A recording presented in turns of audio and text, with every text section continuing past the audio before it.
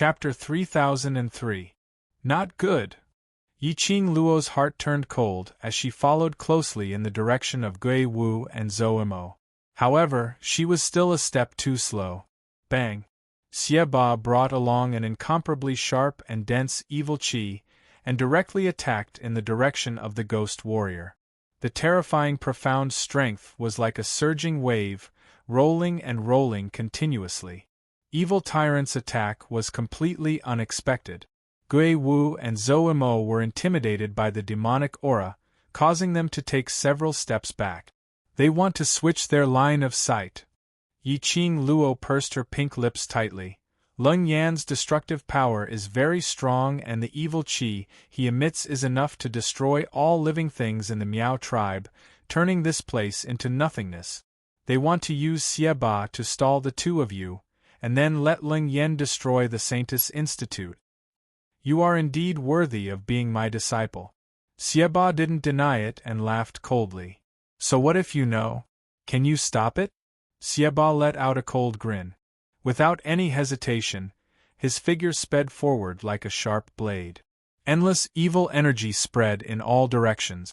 On the other hand, Leng Yan found an opportunity. The moment Evil Tyrant rushed over, he quickly rushed in the direction of the Saintis Yard. As he charged forward, the path he took was enveloped by a black aura. The air condensed, and space seemed to be on the verge of shattering. In midair, cracks that resembled spiderwebs appeared. After Yiqing Luo's reminder, Gui Wu shifted his focus and looked at Leng Yan, who had already entered the Saintis courtyard. After seeing the cracks spreading all around, the expression on his face became gloomy. Space explosion? You guys actually want to use this kind of demonic technique? Gui Wu's voice, which had always been calm, was now brimming with anger. You want to shatter this space? Zhou Mo turned pale with fright. Do you know what will happen if the space explodes? Xie Ba laughed sinisterly. Consequences? What does it have to do with me and the underworld palace? The faces of Gui Wu and Zhou Mo turned extremely ugly. They had already made up their minds to push all the blame onto the Palace of Darkness. That was why he dared to use such evil arts so brazenly. Space exploded. It was a demonic technique that could destroy a confined space. This was also what Evil Tyrant had been talking about. Let the Miao tribe fall into the void? Bang bang bang!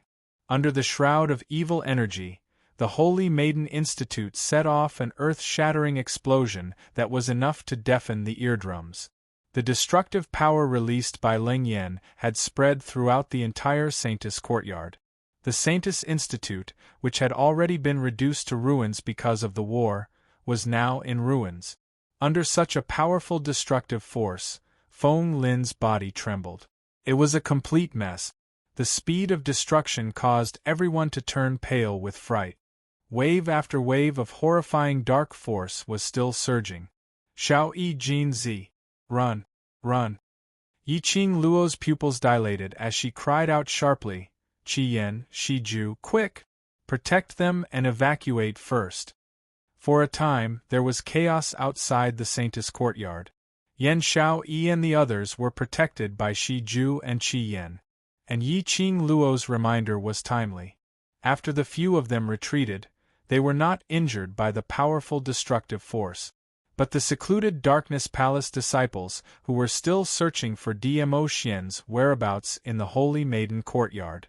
He didn't even have the time to scream. They were directly swallowed by this powerful and boundless energy. Those lives, not even a drop of blood was spilled. They were completely swallowed and turned into nothingness. Chapter 3004. They wanted to escape, but under this kind of power, they couldn't move an inch. Boom boom boom. Bam bam bam. The deafening sound continued to explode. The entire Sacred Maiden Institute's space was filled with black cracks as the earth quaked and the mountains shook. The thick and boundless chi waves were still spreading out.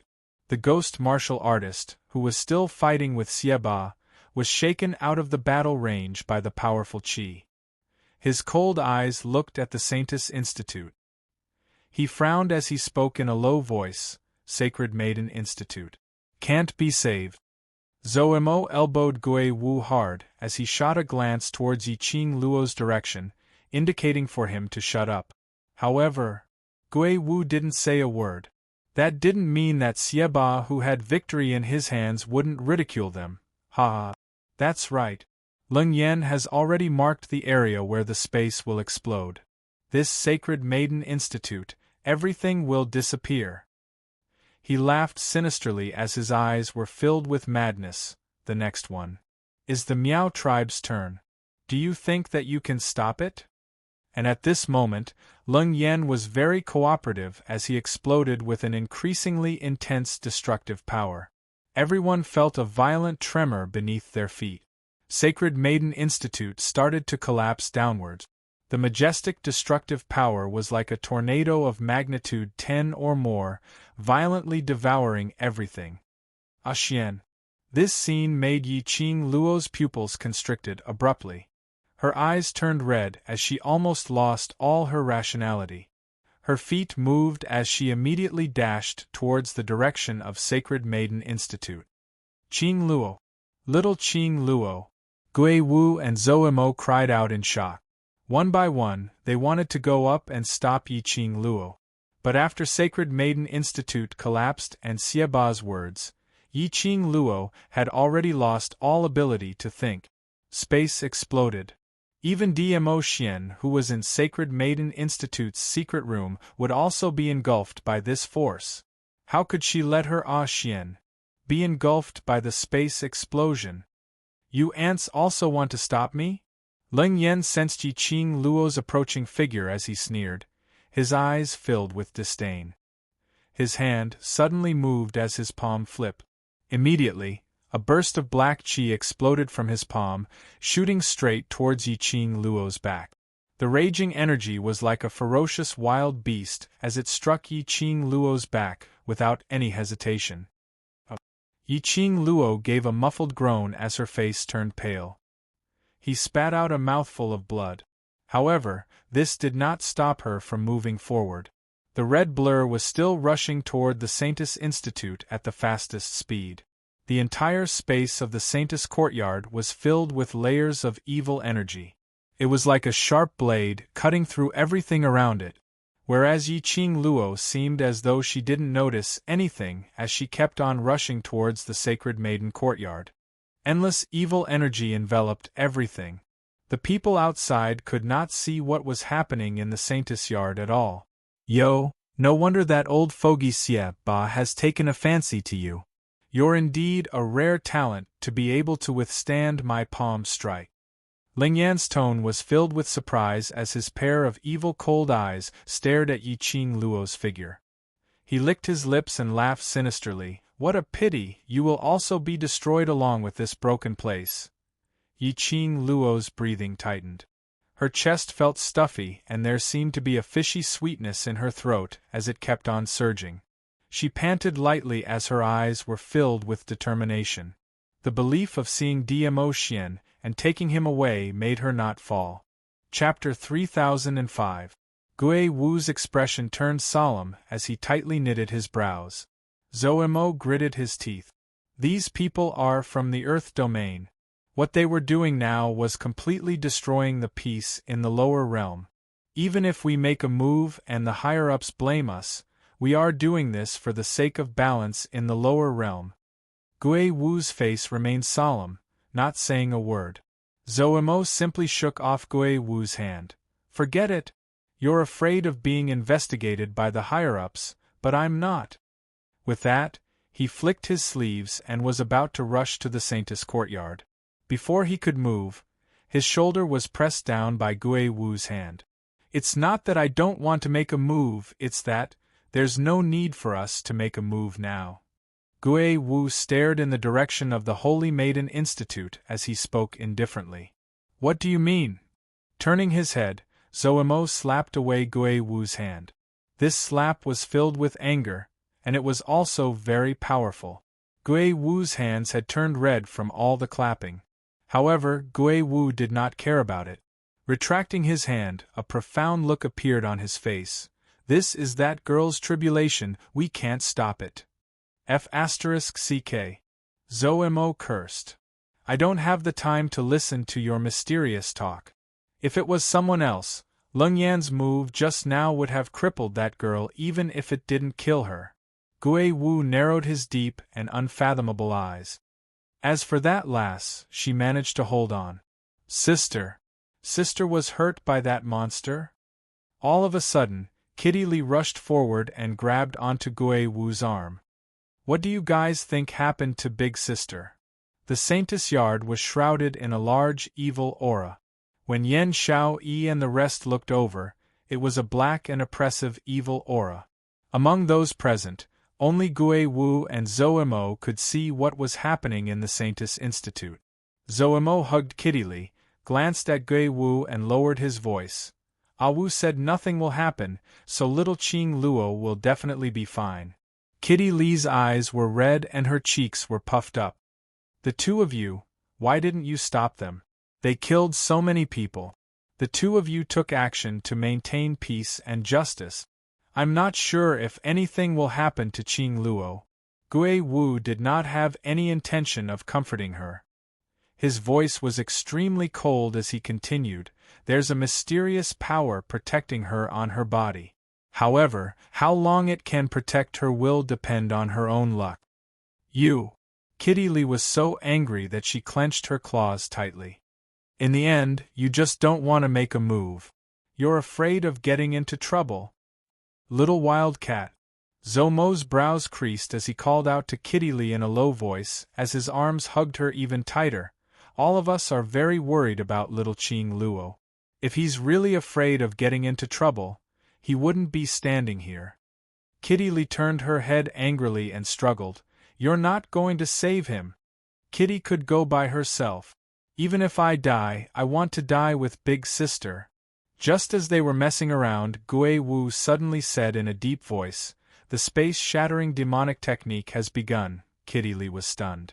Their faces immediately turned pale, and they all stared at the Saintess Yard, which was surrounded by evil qi. The sky was so dark that they couldn't see anything. Lung Yan's destructive power and the might of the space-shattering demonic technique had exceeded Yi Qing Luo's imagination. Earlier Lung Yan's palm strike, although she had swiftly circulated the profound energy in her body to conjure an array barrier to block that strike. But after all, she had withstood a third of the power. This third of the power made it hard for her to breathe. If it wasn't for the fact that she had advanced earlier, and her own internal injury was almost healed, she was afraid that she would have become a corpse by now. She took a deep breath as she raised her eyes and looked in front. She was about to reach the Saintess Pavilion. Chapter 3006. But, just at this moment, bam! A deafening explosion of energy was heard from behind. Endless evil qi covered the sky, violently and wantonly surged over. The evil qi filled the sky, tearing those black cracks in the air. Yi Qing Luo only felt a violent impact on her back. Her body was sent flying by the demonic aura, and she landed heavily on the ground. That evil qi, terrifying and overbearing. It was like a raging storm, swallowing everything in its path. The cracks in the space, bit by bit, tore. The surrounding air was constantly being squeezed, obliterated. Yi Qing Luo struggled, trying to climb up from the ground. However, that evil aura was like Mount Tai pressing down on her, making it hard for her to breathe. Not only that. Under the impact of this evil qi, the space was torn. Yi Qing Luo could feel her internal organs in her body were stirring. So painful, as if in the next moment, she would be swallowed by this evil qi, turning into ashes. This kind of pain was not only physical pain. Even her soul seemed to be sucked away by this evil qi. Yi Qing Luo couldn't tell what kind of feeling this was. Like there were numerous thin needles, densely packed, each sharp and cold, piercing her body. Pain, heart-wrenching pain, continued to spread in her body. That kind of soul-stripping. That kind of pain, as if her body was about to be minced, about to be incinerated, made her consciousness a little dazed. Sigh. Suddenly, in the haze, she vaguely heard a helpless sigh. That voice seemed to be right beside her ear. Or as if it came from her heart. Who was it? Who was sighing? Yiqing Luo's consciousness regained some clarity. Valuing relationships and loyalty is a good thing, but for this relationship to lose your life, is it really worth it? That voice rang softly beside her ear again. The voice was gentle, extremely pleasing to the ear. Yiqing Luo's eyelashes fluttered absent-mindedly. Her slender fingers slightly had the strength to move. Bit by bit, she curled her fingers tightly. Worth it. Worth it. Worth it. Because it was Ah Xian, so it was worth it. You're so silly. That gentle voice gave another long sigh. Yiqing Luo's brows creased tightly as she struggled to open her eyes, trying to see clearly who was talking to her. However, as soon as he opened his eyes, immediately, a burning sensation surged up from his wrist. Yiqing Luo moaned painfully. And this feeling of the surging flames. Her consciousness also became much clearer. The hazy scene in front of him gradually became clearer. Apart from the surging evil aura, there was nothing else in the surroundings. It was as if the voice just now was just a figment of her imagination. Xiao! The sound of evil energy rushing about destroyed everything in the holy maiden courtyard. Wherever the evil aura went, it was reduced to nothingness. She held her breath. She could clearly feel that the surging evil aura was constantly trying to devour her. The burning sensation on his wrist continued. The heat was rising bit by bit. She frowned in pain, but her consciousness became clearer. However, her body was still being squeezed by the evil aura, and she was completely unable to move. She bit her lower lip, trying her best to restrain herself from being swallowed by the evil aura. As she vigilantly gathered her mental energy, she sized up the surroundings. Suddenly, her pupils contracted slightly, as it fixed on a certain direction. The surging evil aura kept moving towards that direction. Her heart suddenly trembled fiercely. Ah Xian. Chapter 3007. That direction was the direction of Saint Maiden Pavilion. Ah Xian was still in the secret room of Saint Maiden Pavilion. In front of her eyes, a tall figure seemed to appear. That purple-robed man with peerless elegance was smiling at her. Her eyelashes fluttered. Ah Xian! When she saw this figure, her body seemed to be filled with energy. Her legs moved with difficulty as she pounced towards the direction of that figure. But at the next moment, endless surging evil qi madly surged towards that figure. Yiqing Luo's hands missed. She fell heavily onto the ground. She looked helplessly at the surging evil qi in front of her, completely swallowing that peerless elegance figure. Ah Xian! Ah Xian! Ah Xian! Yiqing Luo's heart felt a dull pain. She tried her best to call out Dmo Xian's name, but her throat seemed to be blocked by something, making her unable to make a single sound. Tears rolled down from the corners of her eyes. Drop by drop, fell onto her wrist. The scorching heat once again engulfed her. Still struggling on your deathbed? Ling Yan smiled sinisterly, his face filled with complacency. Bit by bit, he shifted his gaze to the opposite, on that row of people. On seeing those people, each and every one of them, their eyes were filled with hatred, as though they couldn't wait to cut him into 1,000 pieces. His smile became even more joyous. He loved this kind of gaze, loved this kind of feeling that they hated him, but couldn't do anything to him. This was the path of the strong which he pursued. No one dared to go against all his actions. So what if they hated him? What could they do to him? No living being can escape from this kind of evil art. You'd better give up. Ling Yan laughed sinisterly, not concealing his own complacency. This Seat's disciple is still inside. You should at least spare her life. Although Xieba's words had the intention to blame Ling Yan, but that tone was filled with pride. They, the people from Hell Palace, would absolutely not lose. Unless they were unwilling. Otherwise, there was no mission which could not be completed. What's the use of having that kind of disciple who doesn't know how to listen? Leng Yan gave a snort, as he didn't have any good impression towards Yiqing Luo. Xieba laughed cruelly. His gaze swept coldly towards Gui Wu and Zhou Mo, who had no intention of taking action. Since the two of you don't plan on interfering in this matter, the two of you should pretend that you don't know anything about today's matter. The Underworld Palace's target is only the two of them inside. His withered hand pointed to the Saintess Yard, which had been swallowed by the evil aura. Kitty Lee, who was in Zhou Mo's arms, couldn't hold it in any longer and roared, "You don't know? You dare to hurt my sister like this, and you want us to pretend that we don't know anything? Even if Kitty fights to the death, I'll bury all of you with me." "Kitty!" Zhou Mo hugged Kitty Lee tightly, his long arms pulling her into his embrace. Kitty Lee's cute little face was now covered in tears. Zhou Mo felt a dull pain in his heart. He tightened his grip. "If Qing Luo dies, I will definitely not live on alone." Yan Xiaoyi clenched the black sickle blade in her hand tightly, her eyes filled with ruthless coldness. Qiao Jin's hand, which was wrapped around Yan Xiaoyi's slender waist, tightened. He opened his mouth, wanting to say something, but looking at the Saintess Yard, which was covered with evil aura. Eventually he shut his mouth. Apparently, he had tacitly agreed to Yan Xiaoyi's word. "Ha ha ha!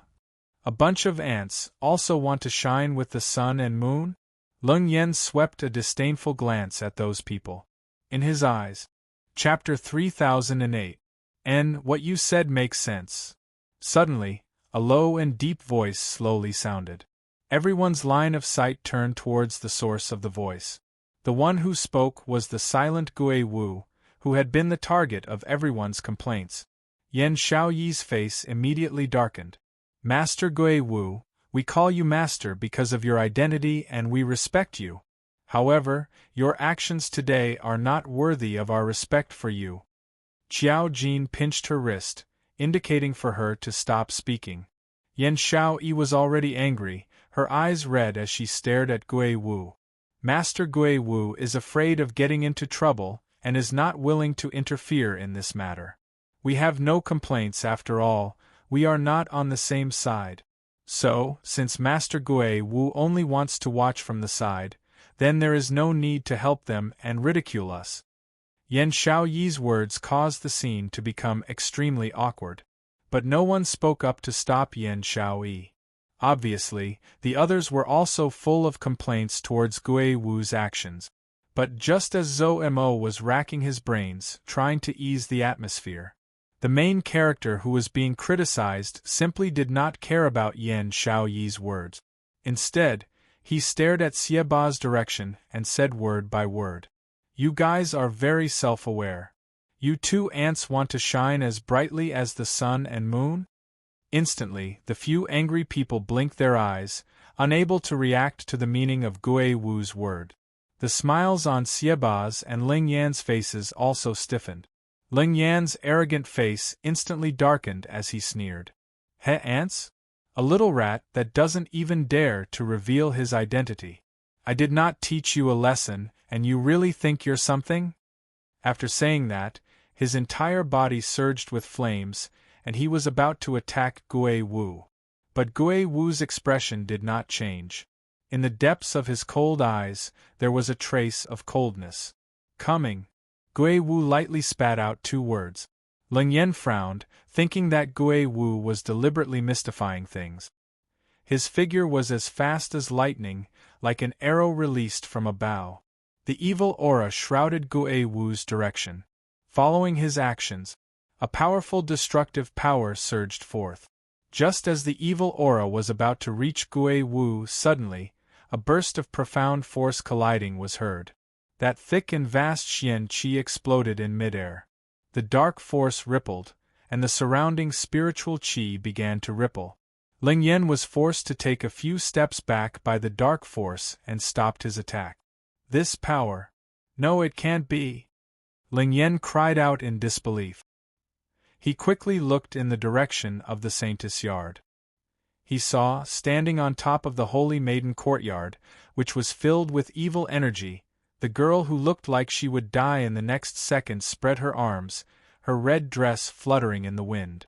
Then, an extremely domineering aura erupted from the girl's body.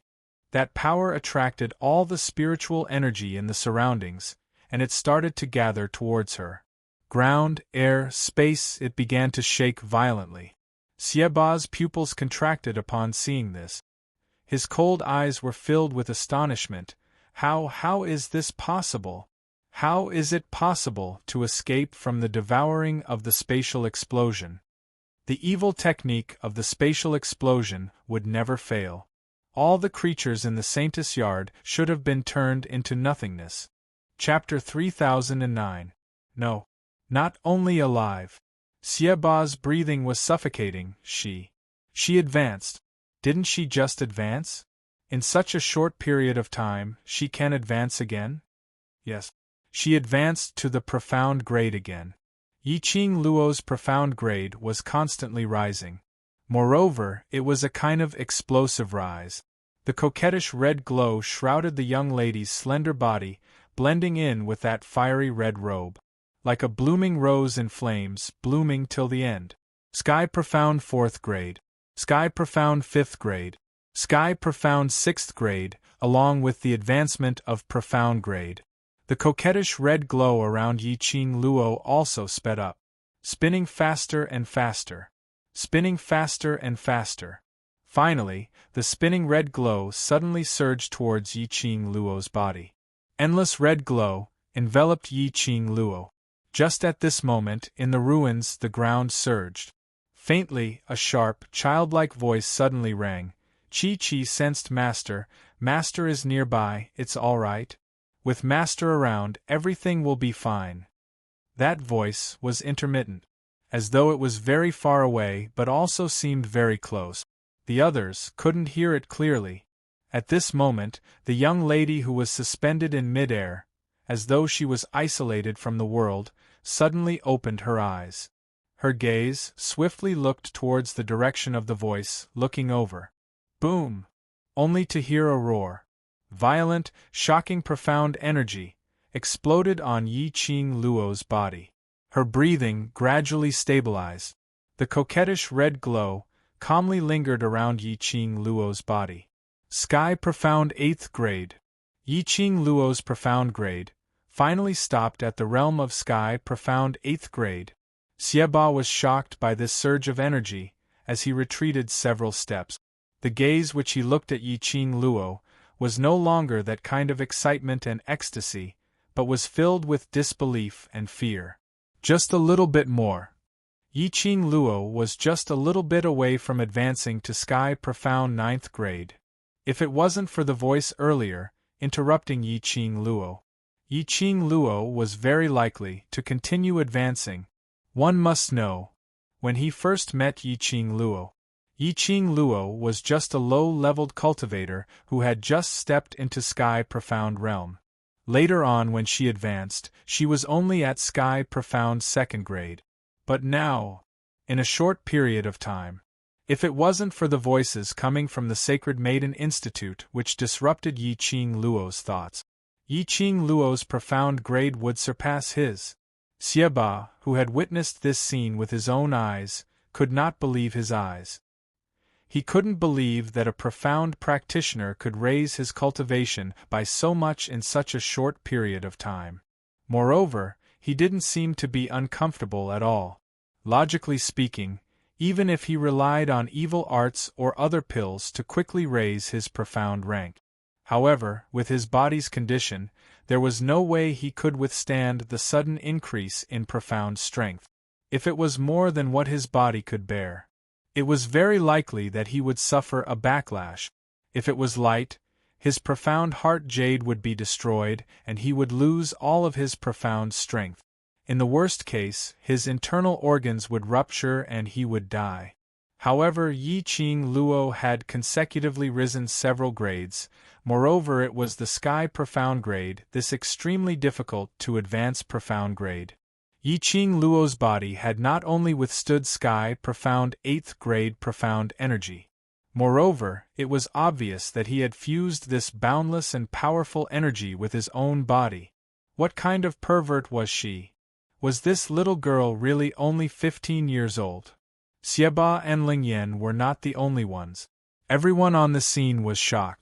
Chapter 30:10. Everyone's gazes shifted towards Gui Wu in unison. Could it be? Right from the start, Gui Wu had no intention to make a move.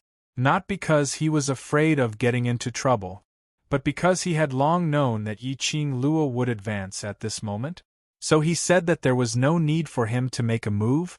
Facing their gazes, Gui Wu's expression didn't change and his gaze didn't shift at all. Only using a deep and serene gaze, he stared at Yiqing Luo without blinking. Yiqing Luo could feel the surging profound energy in her body. Her entire body, limbs and bones were filled with boundless energy. Enveloped by the red glow, it made her eyes look enchanting. She looked towards the direction where the sound came from. Without any hesitation, she flew over. That was Chi-Chi's voice. She could vaguely sense Chi-Chi's presence. Chi-Chi was fine. Then, Yan Xian would definitely be fine. She would not let the so-called space explosion destroy the sacred maiden compound. She would not let anyone hurt Xian. Yiqing Luo's figure was extremely swift. Ling Yan sensed Yiqing Luo's intention and his expression changed instantly as he shouted Xieba's name and flew towards Yiqing Luo's direction. Just as he was flying upwards, Ling Yan swiftly released a thick and overbearing evil qi to mend the crack which was broken by Yiqing Luo earlier. But, just as his evil qi was about to fill up that crack, what met him was a ray of red glow. Ling Yan only managed to see a remnant shadow brushing past. What entered his eyes was a red dress fluttering in the wind and an incoming leg. Bam! That leg landed directly on Ling Yan's face. Ah! Ling Yan cried out miserably as his body flew backwards. He covered his face with both hands. Blood gushed out wildly as it seeped out from his fingers. This leg, Yiqing Luo totally didn't show any mercy as it brought along a thick and terrifying energy as it kicked downwards. If it wasn't for Ling Yan's swift reaction. After being kicked, Zhang Wuji's expression changed. He swiftly mobilized his profound energy to block Yiqing Luo's energy. Otherwise, this kick would absolutely explode Ling Yan's head. Xieba's figure quickly appeared in front of Ling Yan. A pair of sinister cold eyes stared intently at Yiqing Luo. Scram! Icy cold words spat out from Yiqing Luo's lips. After Yiqing Luo finished her words, she turned around and headed towards that gap once again.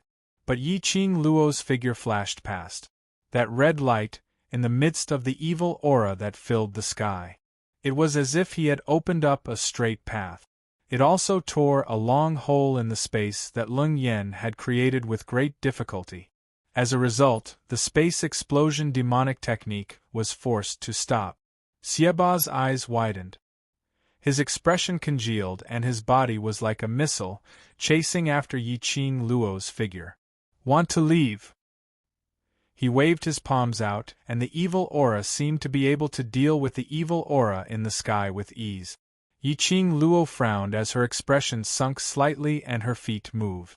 Just as evil tyrant was about to attack, the ghastly flame fan flipped. In the midst of this evil aura, it was like a flowing flame, shining with a bewitching light. Boom, boom, boom. Two bursts of profound energy collided. Instantly the hole in the space which had been shaken till it tore even more. Xieba frowned. Having his attack blocked by Yiqing Luo once again, he felt that there was no light on his face and his heart was burning with rage. Just Sky Profound 8th grade.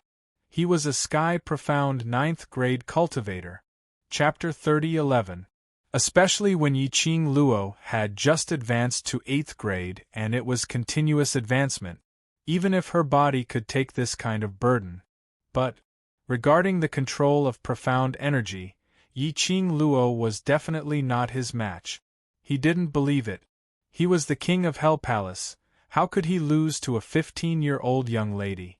The sinister coldness in Xiaoba's eyes grew even more, and he didn't suppress his energy as he clenched his fists and stomped his feet.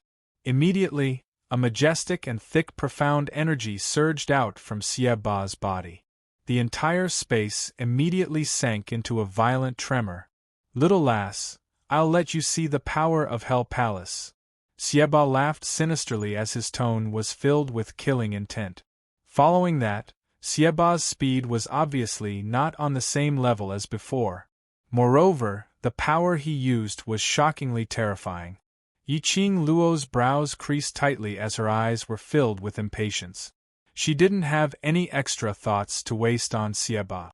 She rushed into the secret room to check on Ah Xian's situation. But, apparently, Xiaoba didn't intend to let her off so easily. The terrifying profound energy was accompanied by a tyrannical murderous intent. Yiqing Luo's brows creased tightly as she turned around, and her footwork was extremely strange. It was just an afterimage. Xiaoba's attack brushed past her. Yiqing Luo's feet moved again as she unexpectedly shifted to Xiaoba's back. Her eyes were slightly cold as the glower flame fan in her hands was ignited with a ball of raging flame as it shot towards Xiaoba's back, aiming at the position of his heart as it fell down. From the first time she had advanced, Yiqing Luo could obviously feel that her reaction and sensing ability had increased tremendously. Just using her eyes, she could see through Xiaoba's attack. Now, this surge of energy in her body made her profound grade surge continuously. Her speed, attack power, and explosive power had all increased. Facing Xiaoba, she could do it with ease. But Yiqing Luo's reaction was fast and unexpected. As the madman from hell, Xiaoba's reaction wasn't bad at all. Just when Yiqing Luo made her first move to move behind him, Xiaoba had already reacted. Just as Yiqing Luo's attack was about to land, Xiaoba swiftly turned around and locked Yiqing Luo's wrist. Hiss! The red glow on Yiqing Luo's arm instantly turned into a sharp blade, unrestrainedly piercing through Xiaoba's hand. Xiaoba sucked in a breath of cold air as he felt the pain. But he didn't let go of Yiqing Luo's wrist because of this piercing pain. On the contrary, his 5 fingers interlocked tightly as he pulled Yiqing Luo towards him. "Trying to play mind games with me?" Xiaoba sneered coldly, his eyes flashing with a bloodthirsty ruthlessness. He tightened his grip. He totally didn't care that his palm had been slashed by the sharp blade that Yiqing Luo had released, causing his hand to be filled with blood. His hand, which contained evil qi, kept tightening. It was as if he was going to break her wrist. Yiqing Luo's face turned pale. Xiaoba was tugging at the wrist that held the azure dew bracelet. The place where his 5 fingers were pinching was also on the veined patterns of the azure dew bracelet. Yiqing Luo only felt that the raging energy within her body seemed to be suppressed by something, blocking her limbs and bones, giving her a feeling that she was unable to recover. She struggled. Xiaoba tightened his grip. The energy in her limbs and bones seemed as if it was going to burst her meridians. Yiqing Luo's face turned paler by several shades as a chilly glint surfaced in her eyes. The gathered profound energy swiftly flushed onto her right arm. Chapter 30:12. This burn had obviously increased the heat. The burning feeling was getting more and more obvious. Xiaoba's expression turned extremely gloomy. The evil air which lingered around his face started to flow rapidly. Especially that wound on his face, as well as the surging birthmark, was so sinister that it made one's scalp go numb. But, even if it was being burned and cut by this scorching profound energy, Xiaoba still didn't loosen his grip on her wrist. The features on his face turned increasingly sinister, as it was extremely distorted. The burning got more and more intense. Xiaoba's hand increased the strength. Yiqing Luo was being pressured by the increasing strength, as the profound energy in her body kept on surging and expanding, trying to find an outlet to vent it out. What was Xiaoba trying to do? Wasn't he worried that his hand would be crippled by the profound energy? Wasn't he afraid if he continued to be restrained? Would he also suffer from the backlash of this profound energy? Just as Yi Qing Luo was guessing Xieba's motive, she heard Yan Xiao Yi and the others' cries of alarm. Qing Luo, be careful behind you. Yi Qing Luo's eyes flashed. Almost subconsciously, her footsteps moved, but the hand which was locked on her wrist was holding her down firmly. Not only that, Xieba even grabbed her wrist, pulling her towards his direction. Yi Qing Luo's footwork, which she was about to display, was interrupted, and she staggered forward. Bam! A palm landed squarely on her back. Yi Qing Luo felt an intense pain, as though her 4 limbs were about to be torn apart. Her internal organs were twisting together in pain.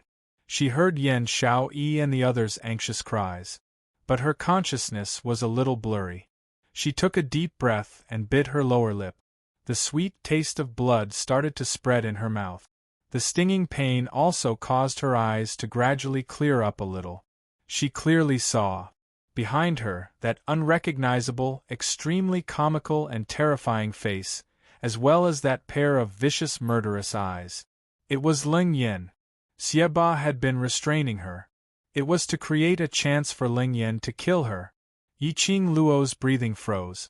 The excruciating pain in his 5 viscera and 6 bowels attacked him again.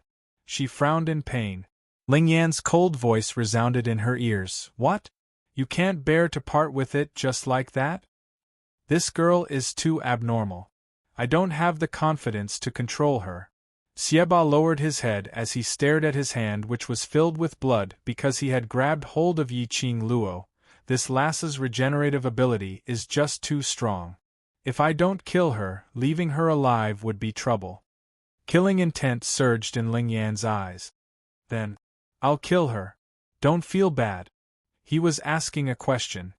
But while he was speaking, he had already raised his palm once again, pressing it down towards the top of Yi Qing Luo's skull. This palm strike was ferocious and carried boundless killing intent. His face was disfigured by a little girl from the lower realm. This made Ling Yan, who had always claimed to be the king with the strongest destructive power, lose all face. The only way to appease him was kill Yi Qing Luo, use Yi Qing Luo's blood to eliminate his anger. Yi Qing Luo could obviously feel that evil aura which was filled with killing intent, charging towards her with irresistible force. Little by little, her slightly misty and charming eyes became cold and fierce. At this moment, his extremely pale face seemed to be covered with a layer of frost. Chapter 30:13. Yi Qing Luo's eyes suddenly turned cold. Xieba's right hand, which was held tightly by Xieba, suddenly clenched into a fist. The demonic and crazy red light cut through the air with a whoosh and instantly wrapped around her right arm. The scorching heat burned again. Originally they thought that Yi Qing Luo, who had suffered from Ling Yan's palm, absolutely would not have any energy left to counterattack. Towards Yi Qing Luo, Xieba wasn't as vigilant as before. As the burning sensation surged, Li Tianlan's eyes widened. He instinctively loosened his grip. When he came back to his senses, he wanted to tighten his grip again. However, it was also at this moment that he let go. This gave the azure dew bracelet a chance to vent. Swish, swish, swish, bang. Explosions could be heard in the air. The profound energy that had been suppressed in his body due to Xieba's tight grip on the azure dew bracelet's veined patterns, at this moment, money was flowing out like it was free. It poured out in torrents.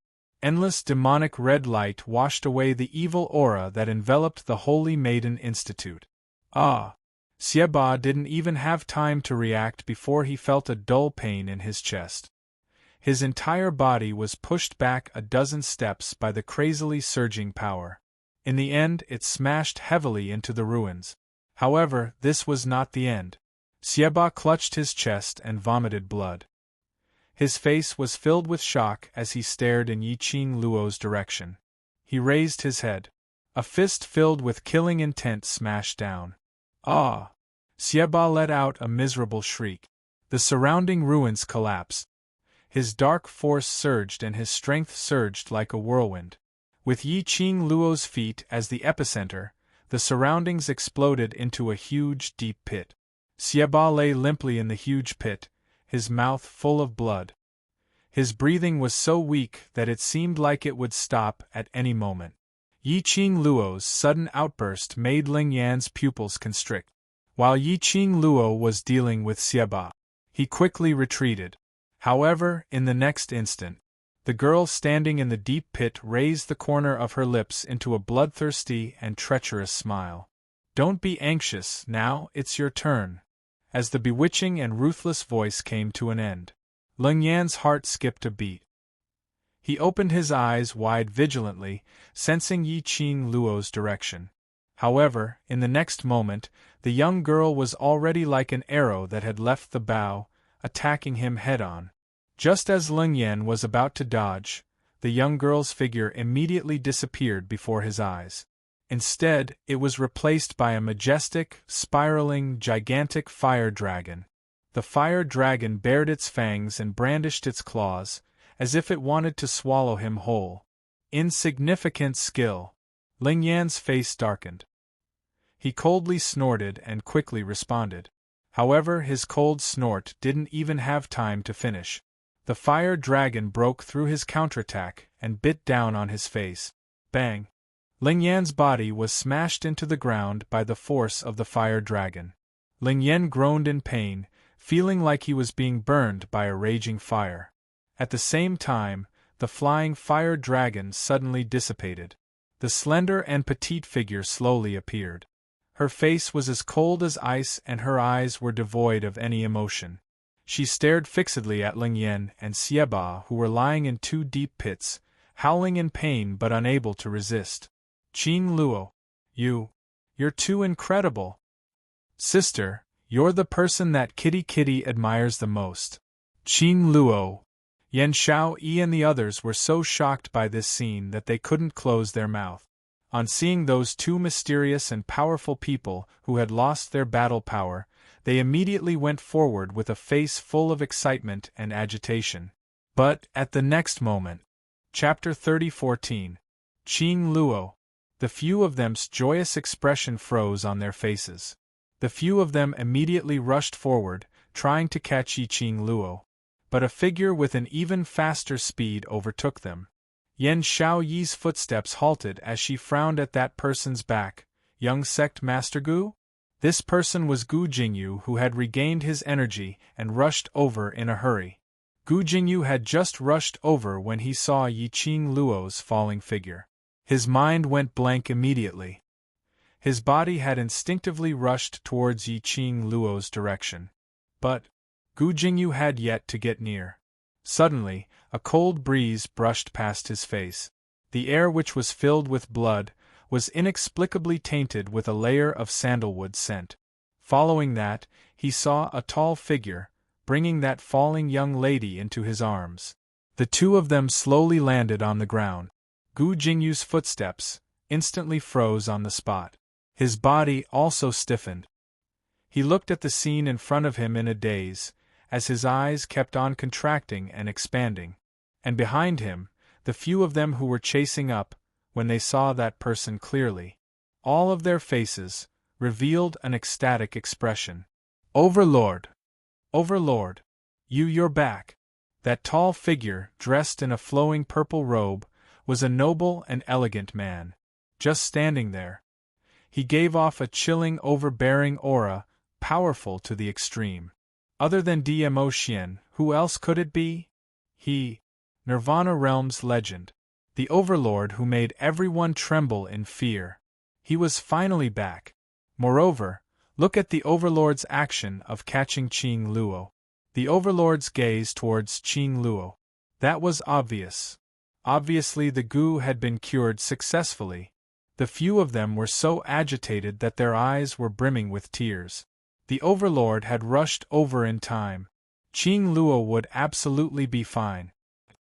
Qing Luo. Beside him, Gu Jingyu opened his mouth hoarsely, as he stared unwillingly at the young lady in the man's arms, as he clenched his fists tightly. If he was a little faster.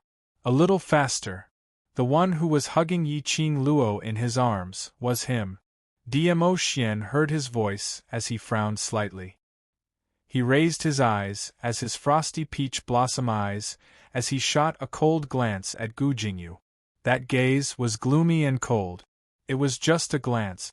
Gu Jingyu's face instantly turned pale. He was so frightened that he took a few steps back.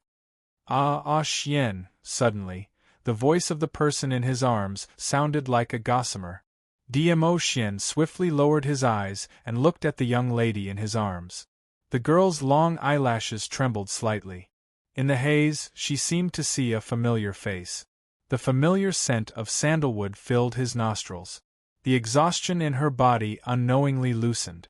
She wanted to laugh. She smiled at him, who she had been thinking about day and night. She tried to lift her hand. She wanted to touch the face that she missed so much. However, she didn't even have the strength to lift the corners of her mouth. He couldn't even lift his hand. At the same time, his body and mind relaxed. Her vision darkened, and she fell into a deep sleep. Little Luo, a hoarse voice spilled out from Dmo Xian's thin lips. His arms tightened around the girl in his embrace. The girl's delicate body was as light as a feather. His hands were trembling. His heart seemed to be soaked in ice frost. Especially the young lady's pale complexion pierced his eyes.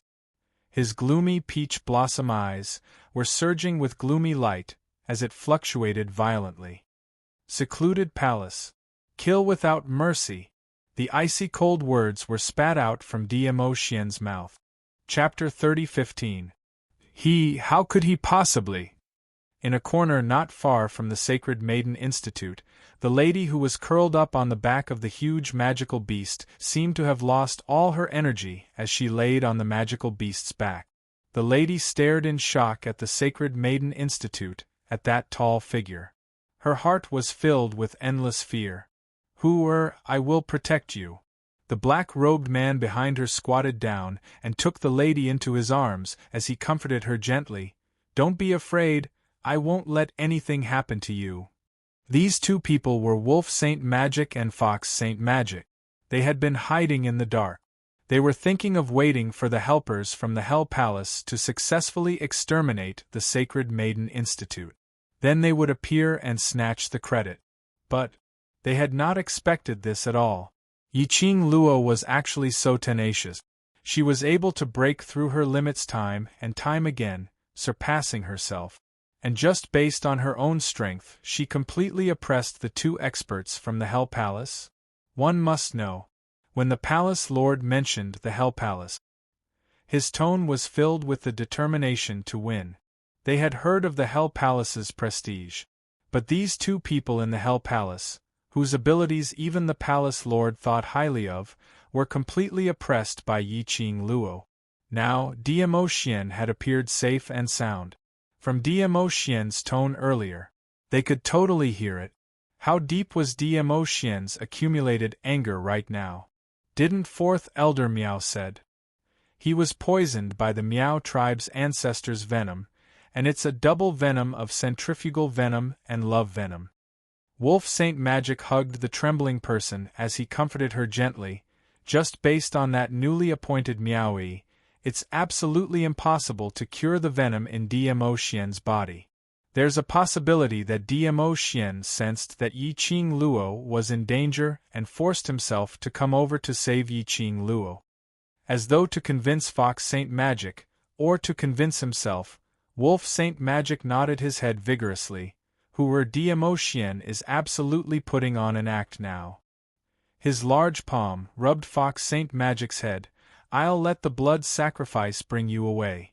Fox Saint Magic grabbed the magical beast beneath him, which was the blood sacrifice's fur. Then what about you? I said before, I will protect you. Wolf Saint Magic smiled gently at her, totally different from his usual gloomy temperament.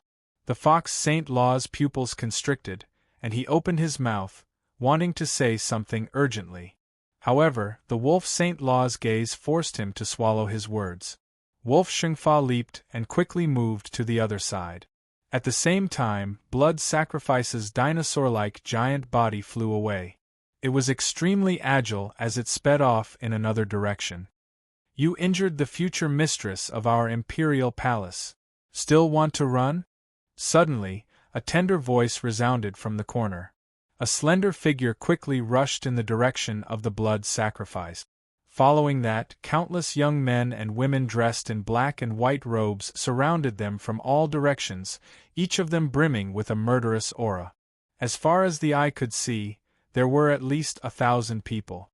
The moment this group of people quickly surrounded him, Lang Xingfa's expression changed drastically. He looked in the direction of the Fox Saint technique, and with a move of his feet, he was about to give chase. However, he was intercepted by 5 youths, and on the other side, being carried by Shui, the Fox Saint technique that was moving swiftly on the Miao tribe's small path, was also stopped by a powerful and vigorous attack. Shui was forced to stop. Chapter 30:16. Fox Sacred Law's face was as pale as paper. Bit by bit, she shifted her vision towards the group of people who were obstructing her. Black and white colored long robes. Their ages were all on the younger side, probably the oldest was not older than 24 or 25. But every single one of them exuded a unique aura which made one's hair stand on end. Although Fox Sacred Law had just revived not too long ago. But looking at these people's dressing and characteristic, in his mind there were 2 words that immediately appeared: Imperial Palace. Yes, Imperial Palace. These people. They were all Imperial Palace's disciples. Only the Emperor Palace could nurture such a terrifying disciple. Only the Imperial Palace could have such a powerful aura. The number 1 palace in the world was definitely not an undeserved reputation. The Overlord said, everyone from Abysmal Palace are to be killed without mercy. A cold and elegant voice was heard from the front. Fox Sacred Law immediately raised her eyes and looked over. That was a tall lady dressed in a black and white colored long robe. The lady's features were exquisite and extremely beautiful. Her expression was icy cold and filled with majesty. But between her brows there was a glint of melancholy which couldn't be dispelled. Her hands were placed behind her back, as she stood in front of the blood sacrifice with an outstanding temperament. Apparently, she was the leader of these Imperial Palace's disciples. And at this moment, the commotion here had already attracted Yan Xiaoyi and the others' attention. The Imperial Palace's disciples coming out in full force was a huge surprise to the few of them. Following the direction of the Imperial Palace's disciples' encirclement, Yan Xiaoyi bore the brunt of it and followed up. She had the guts to collude with the Miao tribe, bringing Abysmal Palace's people to herd her Qing Luo to such a state when the Overlord wasn't around. Not a single one of those Abysmal Palace's people could escape, especially Fox Sacred Law, who was the initiator. Not to mention escaping. When Yan Xiaoyi and the others chased up, their vision fell onto that beautiful lady. Yan Xiaoyi's eyes lit up slightly. Beiyuan, it's you? Tang Beiyuan's beautiful eyes lifted up slightly, and on seeing Yan Xiaoyi and the others, the icy cold expression on her face softened a little. I'm sorry, I was too slow when I went to mobilize the Imperial Palace's disciples, which caused Mistress to suffer such a serious injury. I'm sorry for making all of you worried. It's good that you're here. It's good that you're here. Peach's eyes sparkled as she stared at Tang Beiyuan. She seemed to be able to glean some gossip and secrets about the Imperial Palace from Tang Beiyuan. Yan Xiaoyi rolled her eyes and tugged at Peach.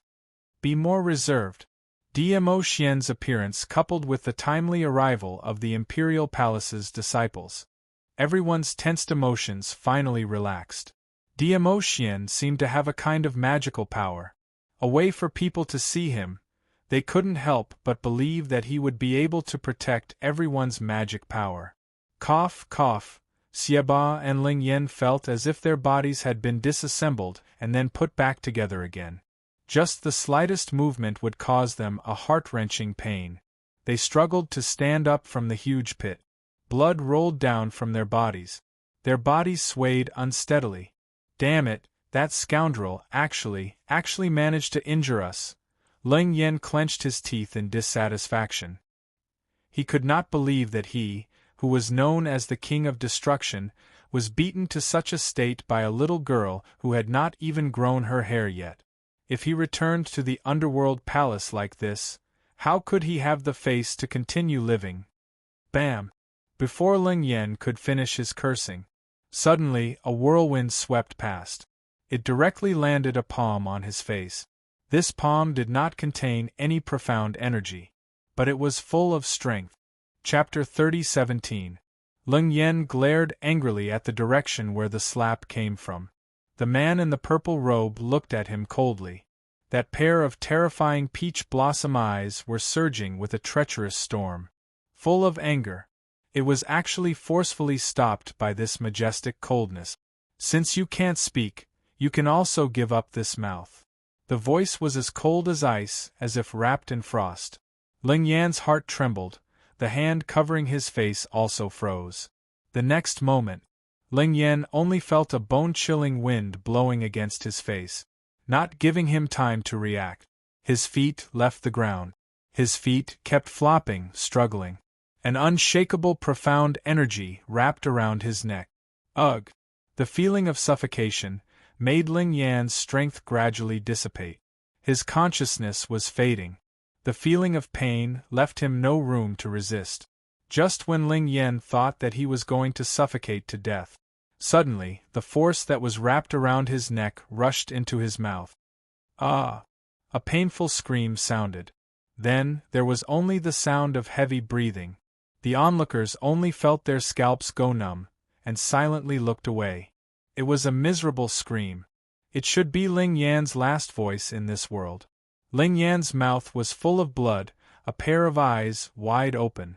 His tongue was cut to pieces by that profound energy. What kind of powerful force was this? So powerful that, from the beginning to the end, until now, he had not seen the man in purple in front of him make a move. And he was injured to the point that he had no power to fight back. You are, Xieba, who had struggled to climb up, after seeing the man in front of him, his face changed dramatically. His malicious eyes suddenly stared at Fox Saint Law and Wolf Saint Law, who had been forced by Tang Beiyuan and the others to retreat behind him. His eyes, full of haze. The person in the sacred maiden courtyard that made you so afraid is the Overlord. You have been deceiving me from the beginning? Fox Saint Law's face was pale, her eyes quickly swept over Dmo Xian, and immediately shook her head in shock. However, no matter how much Fox Saint Law denied, her first reaction had already explained everything. His guess was right. From the very beginning, the target of Anyo Palace was the Overlord of the Saintess Yard. The Tenebrous Palace wanted to use the power of the Underworld Palace to kill Lord Dizun. If he succeeded in killing Dizun, the goal of the Palace of Darkness would be achieved. If they failed to kill the Overlord, just like now, the Underworld Palace was the target of His Majesty's vengeance. The Palace of Gloomy Darkness could push everything to the Hell Palace. Evil's domineering face, which was full of scars, twisted into a ball. Dark Palace, I wholeheartedly wanted to return your favor and help you do things, but you actually schemed against me like this. The Underworld Palace will never let you off. He roared in exasperation. It affected the wounds on his body, causing waves of tearing pain. He couldn't stop coughing at all. If he had known from the start, the Palace of Gloomy Shadows wanted to destroy the Saintess Yard and let the entire Miao tribe fall into the void space. They also wanted to kill the Overlord. They would never get involved in this mess. Although the Underworld Palace was a concentration camp for a bunch of lunatics who were not afraid of death. But it didn't mean that they were a bunch of brainless lunatics. They were indeed not afraid of death, but they were afraid of the Overlord. Chapter 30:18. He didn't even care about his own injuries as he forced his bleeding body to move towards Dmo Xian's direction. Overlord, everything. Everything is a conspiracy by the Palace of Darkness. Hell Palace didn't know about it beforehand. Not knowing if it was because of Dmo Xian's intimidating aura. Or was it because the wounds on his body had been pulled apart by his movements? Xieba's voice kept trembling. Overlord, no, it's me, I'm willing. I'm willing to lead the Hell Palace to destroy the Palace of Darkness. I hope the Overlord won't vent your anger on the Hell Palace. At this moment, Sieba's face was covered with blood and his extremely ferocious face was full of flattery and flattery. He tried his best to appease Diemo so that he wouldn't vent his anger on the Hell Palace. The reason why the Hell Palace was called the Hell of the Earth Realm was that it made people tremble in fear. They would try their best not to provoke them. Not only because they were a bunch of fearless lunatics, but also because they were united, because they were not recognized by the world, because they were all abandoned by the world. Therefore, when they reorganized into a big family, they had no choice but to cooperate. They especially cherished it. For evil arts, for becoming stronger. They could use any means. However, all of this was because they wanted to protect their own little home. So, from the beginning, Sieba and Ling Yen didn't seem to respect each other in words. But they never turned their backs on each other. They never had the thought of abandoning each other and running away. Because of this, for the Hell Palace, Sieba was willing to lower his noble head. He lowered his head, he showed his weakness. But it didn't ease Diemo Xian's expression. Diemo Xian's eyes were cold, and there was no emotion on his peerless face. He stared at Sieba quietly. His deep and treacherous peach blossom eyes exuded an extremely dangerous aura. He just stood there, not saying a word. But it made people feel that he was like a devil from the hell. The air was frozen and the atmosphere was cold. Sieba's forehead was covered with cold sweat. His heart thumped anxiously, and his hands were about to pierce through his flesh. Until Sieba's face was pale, and he wanted to continue pleading. The man's cold and emotionless voice slowly rang out, "I will personally destroy the Palace of Darkness." His voice was cold and thin, and his eyes were ice-cold. Sieba's eyes widened as his heart skipped a beat and his body stiffened on the spot. The Overlord is not going to accept his offer, his overtures? But Diemo Xian's indifferent voice sounded again. He only spat out 2 words when he said that. It made Sieba's heart rise to his throat. Diemo Xian narrowed his shimmering peach blossom eyes, and a dangerous aura started to spread out from his surroundings. His coquettish thin lips curled into a dangerous arc as he said word by word, "I won't take your lives." The words seemed to have given Sieba and Ling Yen great hope. Both of them raised their heads in delight as they looked at Diemo Xian in shock. At this moment, they no longer looked as arrogant as before. However, their happiness had not yet spread out in their hearts. Diemo Xian's next sentence made the expressions on both of their faces stiffen on their faces. Chapter 30:19. Diemo Xian's thin lips curled into a sneer. The person in his arms. He pampered her, doted on her, couldn't bear for her to be hurt or wronged. 2 scums from the Hell Palace dared to hurt his little Luo to such an extent. Still thinking he would let them off? Still thinking of using death to escape punishment? It wasn't just these 2 scums. The Hell Palace and the Palace of Darkness. All had to pay the price for what they had done today. Diemo Xian's lips curled up even more. His almond-shaped eyes were glistening and surging violently. Boom, boom, boom. Diemo Xian unleashed his profound energy from his entire body, shocking the surrounding air, as it kept on exploding with explosive sounds. Sieba's body was still swaying. It was suddenly blasted apart by this explosion. So shocked that he knelt on the ground. His knees landed heavily on the rubble that was scattered all over the ground. The sharp stones pierced into his knees. Sieba's face turned pale, struggling to get up. However, before he could move, an overwhelming pressure pressed down on his back. Like 1,000 pounds pressing down on him. He couldn't even move. Those disciples of the Palace of Darkness who were still alive listened to the Wolf Saint Law's command. Under this powerful force, one by one, they exploded and died. The exploded minced meat and blood gradually stained the ground. The shocking thing was, in this space, It wasn't just the disciples of the Palace of Darkness who were surrounded. There were also the Imperial Palace disciples and other Miao tribesmen. But this violent surge of profound energy bypassed the Imperial Palace disciples and the Miao tribesmen. All of it hit the disciples of the Palace of Darkness. Ah! Save us! Assistant Palace Master, save us!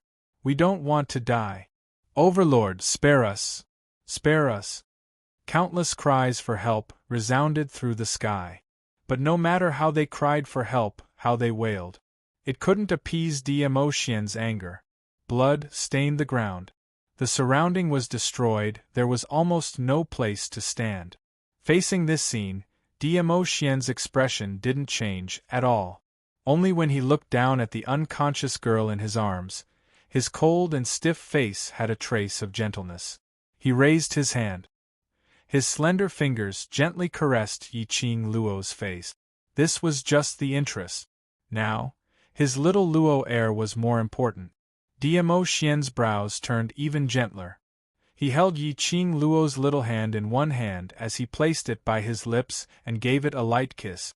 Gazing at Yiqing Luo's gaze, it was so gentle that water could be pinched out. Kill everyone from the dark Nether Palace. However, when his lips left the back of Yiqing Luo's hand, a clear and melodious voice followed. He lowered his voice as if he was worried that he would wake up the person in his arms. His face was also gentle, but the words that came out of his mouth were bone-chilling. Dmo Xian's vision shot towards a certain direction. Suddenly, a gust of wind swept over. Descending from the sky, a snow-white nine-tailed fox with 9 tails dancing wildly in the wind stood steadily in front of Dmo Xian. Dmo Xian's eyes lit up. Dmo Xian gently hugged Yiqing Luo as he slowly stepped onto the 9-tailed fox. It was accompanied by his icy cold voice. Bring the 2 people from Hell Palace back to the Imperial Palace's dungeon. Use profound ice shackles to lock them up. Standing on Little Nine's back, Dmo Xian sat down, letting the young lady lean into his arms in a comfortable position. Chapter 30-20. When Xieba and Ling Yan heard that, they instantly turned pale with fright. Ling Yan gave out a woo-woo sound as he panted heavily. His face was totally unrecognizable, only that pair of eyes were opened wide, filled with a vicious haze. Xieba clenched his teeth tightly as he clenched his fists, trying his best to suppress the anger in his heart. There were legends regarding Dmo Xian. Even for them, this bunch of lunatics who only knew how to cultivate evil arts and only knew how to hunt strange prey, they had all heard of it. Even if they were at their peak, they might not be able to defeat Dmo Xian if they joined hands. Not to mention the fact that they were badly injured after being tortured by Yiqing Luo. They totally had no way to resist. Overlord. Xieba's eyes turned red as he refused to give up and tried to negotiate with Dmo Xian. However, Dmo Xian, whose heart was filled with Yiqing Luo's injuries, totally had no mood to bother about them. Just as Xieba was about to charge forward unwillingly, a stench filled with a fishy smell blew across his face, directly onto Xieba's face. Following that, he saw 9 white tails sweeping past his eyes. Xieba's expression instantly turned as black as charcoal. Earlier, he was defeated by 9-tailed fox's fart? His eyes were filled with viciousness as he clenched his teeth so hard that it made a grinding sound. Little Nine arrogantly flicked his tail as he turned into a white shadow, disappearing into the horizon. Yiqing Luo was in a daze, and from time to time, she could feel a raging fire burning within her body. Just as he was struggling to expel the burning sensation, he felt a chill run down his spine. But a warm big palm gently held her little hand, and a gentle voice, whispering into her ear. She couldn't hear clearly what that voice was saying, but her heart inexplicably felt at peace. Even that burning feeling in her body gradually extinguished in her heart, and in a blur, she felt someone using a warm, soft towel, brushing against her skin bit by bit. Vaguely, she also smelled an extremely familiar and pleasant scent. It made her greedily want to smell it for a while more. She moaned comfortably and once again fell into a deep slumber. The surroundings were quiet and silent. Yiqing Luo's curly long eyelashes trembled slightly. Suddenly, she felt that there was something in her arms that was moving and moving. Then, she felt a furry thing hugging her neck. "Master, Master, you're finally awake." The sweet and crisp voice of a child rang in his ears. Yiqing Luo was still in a daze. Her long eyelashes blinked once again. What came into view was an extremely cute cat face. Yiqing Luo's brain was sluggish for a moment before she spat out 2 words, Chi-Chi. Chi-Chi's little head immediately rubbed against Yiqing Luo's face. "Ah woo, Master has been unconscious for 3 days and 3 nights. Chi-Chi is so worried about Master, so worried." Chi-Chi's little pink tongue kept licking Yiqing Luo's face. 3 days and 3 nights? No wonder she felt weak all over, and even her mind was a little slow. "Are they all right?" Yiqing Luo had just opened her mouth when she felt her voice was unbearably hoarse and her lips were extremely dry. She frowned and stopped talking. Chi-Chi's little body suddenly jumped from the side of the bed onto the table.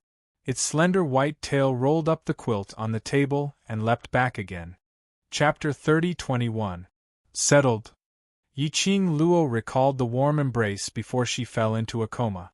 Also, when she was unconscious, that extremely gentle touch, that gentle whisper, and that aura that made her feel at ease. Her pupils dilated slightly. "Chi-Chi, ah Xianhe, the poison in his body, has it been cured?" "It's cured." Chi-Chi shook her head and nodded vigorously. Old man Gue Wu said that Overlord Master not only cured the poison in his body, but in the process of curing it, he went through a tribulation. He broke through the barrier of advancement. Which meant to say Dmo Xian had advanced. Yiqing Luo's eyes lit up slightly as her lips couldn't help but curled upwards. Ah Xian's profound grade was already unfathomable and mysterious to the extreme. Breaking through and advancing was an extremely difficult thing. Now he was able to advance. It was also a blessing in disguise. Yiqing Luo's heart had just calmed down when she thought of something as the smile on her lips faded. Then E is fine, everyone is fine. Chi-Chi licked Yiqing Luo's face. "Master, lie down properly and don't talk anymore." Chi-Chi will tell Master slowly.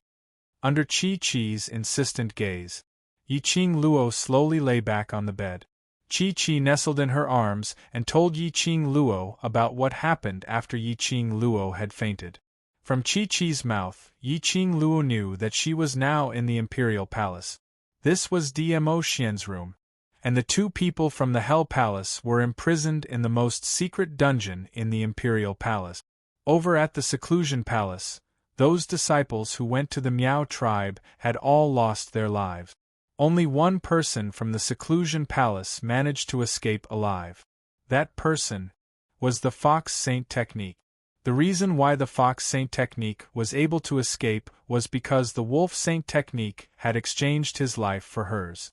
When Yiqing Luo heard her man's boyfriend power to the max, Yiqing Luo's eyes couldn't help but start to bubble with pink bubbles. No wonder he was her Ah Xian. He was so handsome that it made one suffocated.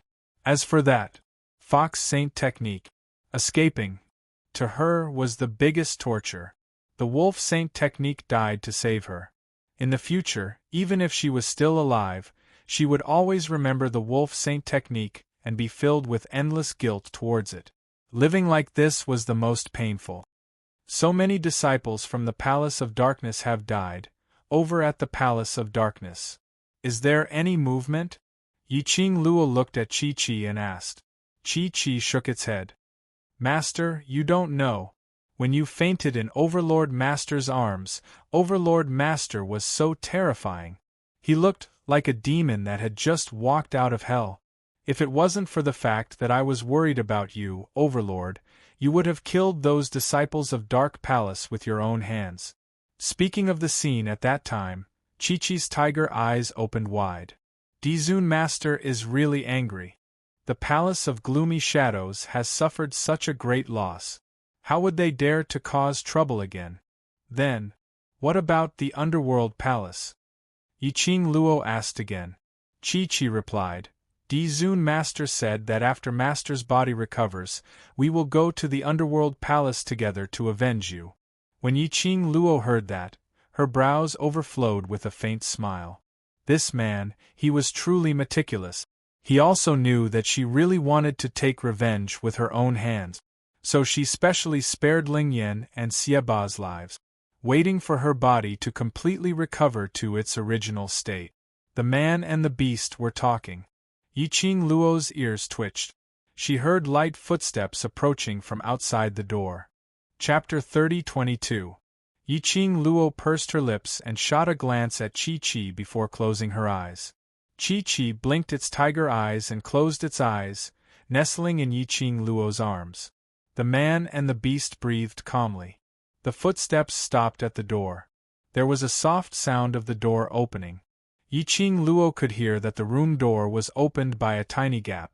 A few pairs of eyes glanced at her. Based on his intuition, Yiqing Luo expressed that these gazes weren't friendly at all. She sensed it for a bit. He could roughly confirm that there were 5 women standing outside. She's still asleep.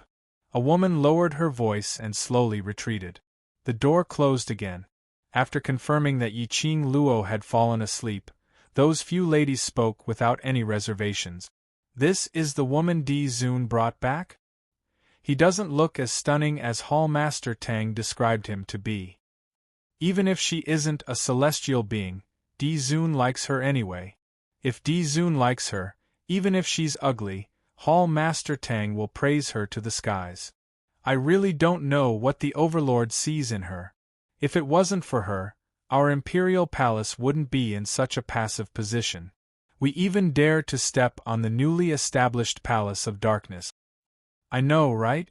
The women's tone was filled with resentment and disdain towards Yiqing Luo. Only knowing how to rely on our Overlord to flaunt his prowess.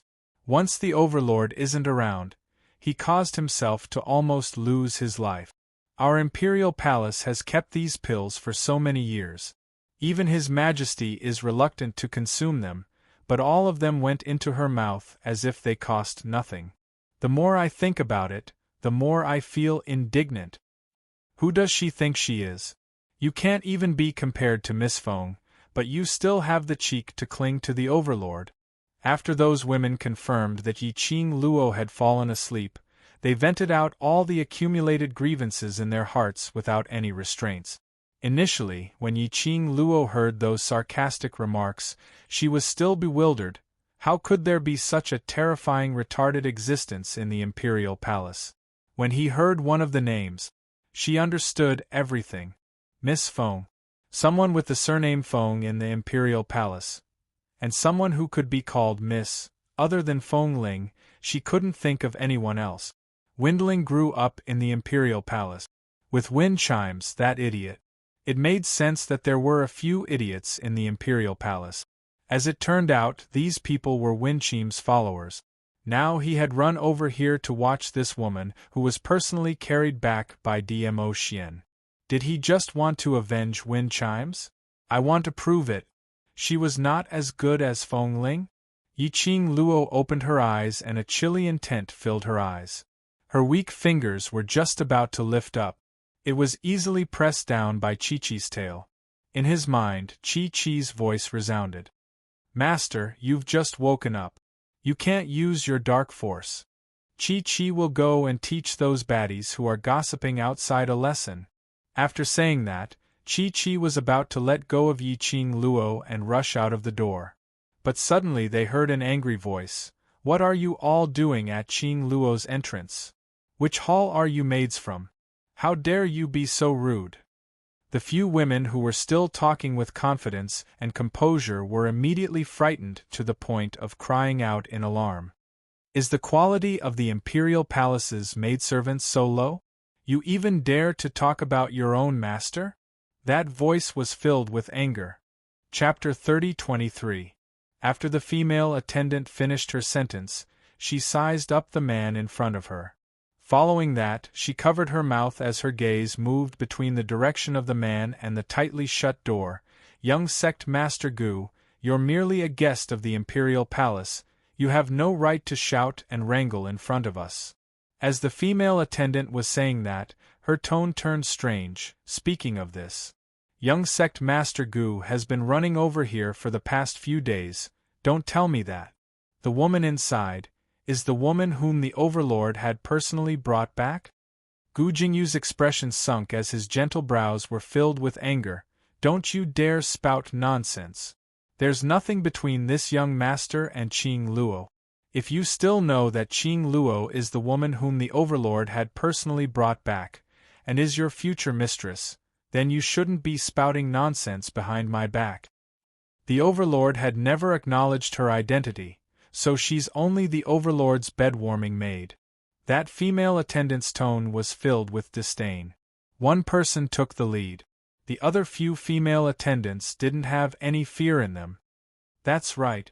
What future mistress? That's all in your dreams. We're spouting nonsense? You kept coming over to take a peek at that woman. Do you think we don't know? How can this be called as being innocent? The few female attendants totally didn't have any misgivings because of Gu Jingyu's identity. In their hearts, the Imperial Palace was this world's biggest power. What four great sects, what young sect master. They were all fearless. Gu Jingyu was so infuriated by their shameless words that his brows creased tightly as he flew into a rage. You bunch of young lasses who have no respect for your master.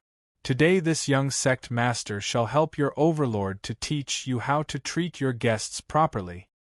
Gu Jingyu's brows sunk as a palm wind landed directly on the female attendant's face. Cough.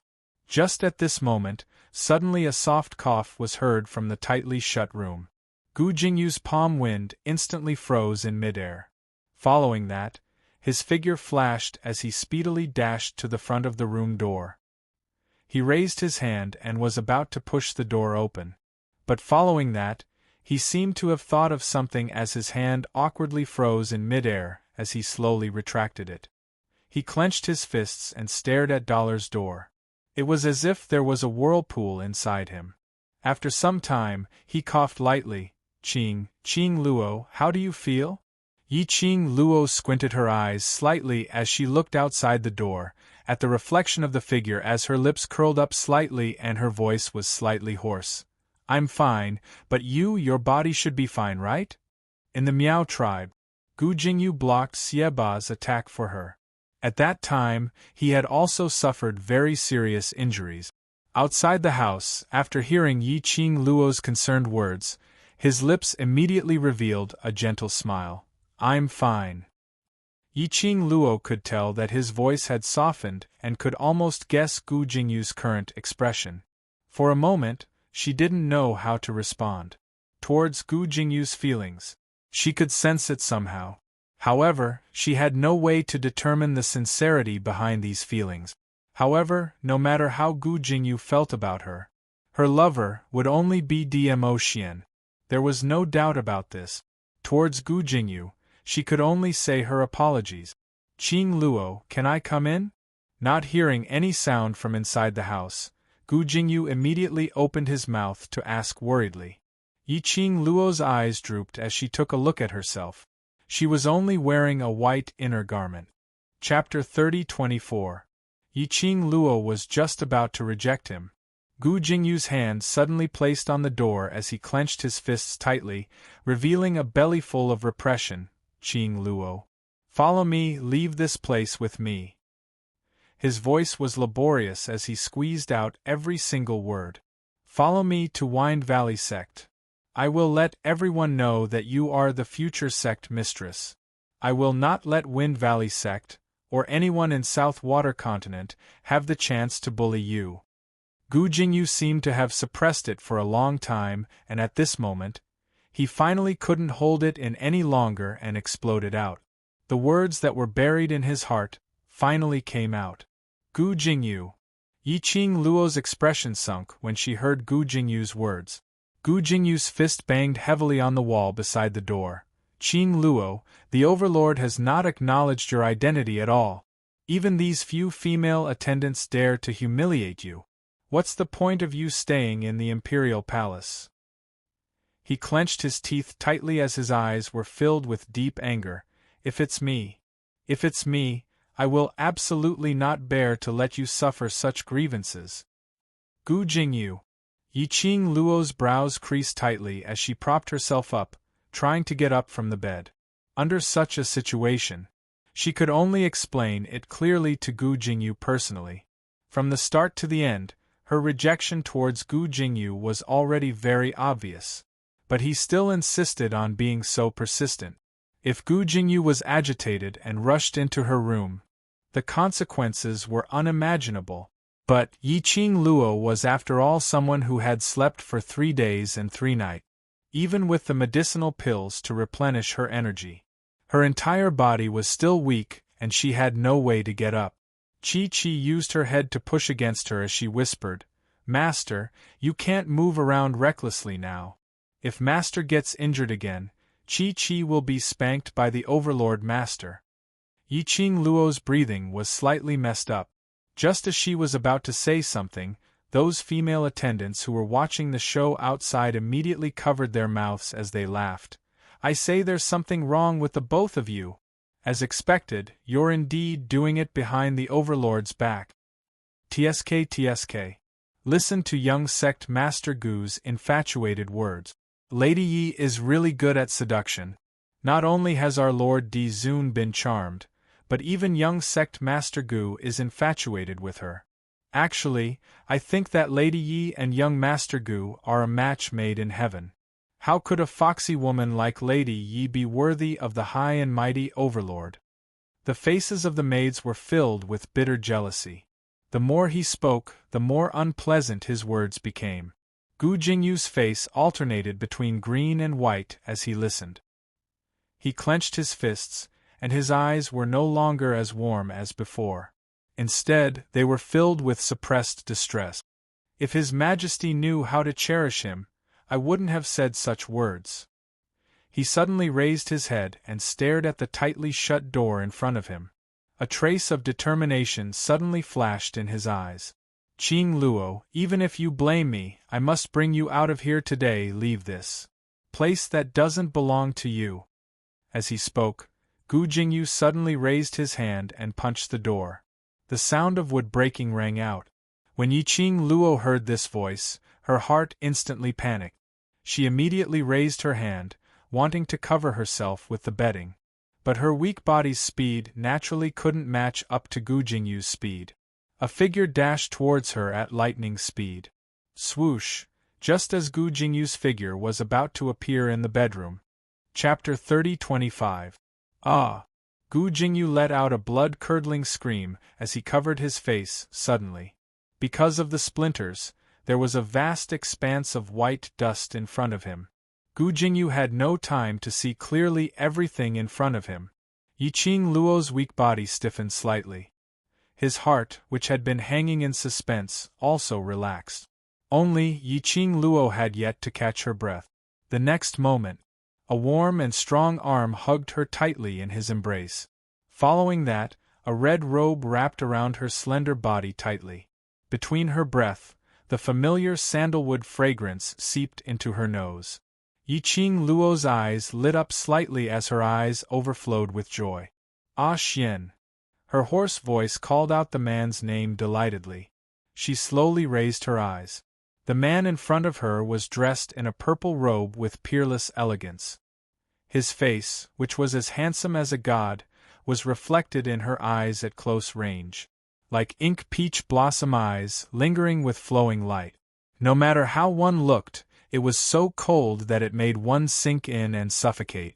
Only, when Yiqing Luo's vision fell into Dmo Xian's eyes, her heart twitched fiercely. Between the man's brows, there was an unconcealable look of exhaustion. Under both sides of the corner of his eyes, there was a light green color. Apparently, these few days when she was unconscious, Dmo Xian hadn't closed his eyes to rest. "Ah Xian!" Yiqing Luo opened her mouth softly and called out to him. Her tone was filled with heartache. She struggled to raise her hand, trying to caress the man's exhausted brows. But, her hand stretched out halfway and drooped down weakly. Diamo Xian accurately held her hand and pasted it to his face. "I'm here." The gentle whisper, like a warm current, flowed past. This scene was heartwarming. Some were warm, some were worried. The 5 maids, on seeing Diamo Xian, were so scared that their faces turned pale and their bodies trembled. Those who were timid directly knelt on the ground with a thud, shivering. Especially when they heard Diamo Xian's extremely gentle voice. The maids grew increasingly fearful. Gu Jingyu, whose face was red from being smashed and had a few cuts on his face, forcefully brushed away the cover on his face and glared ahead.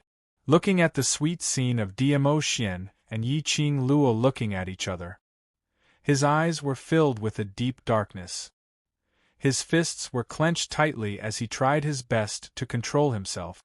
His heart was filled with love towards Yi Qing Luo as he gritted his teeth and bellowed furiously, "Overlord, even if you're the Overlord, you can't force Qing Luo to be with you.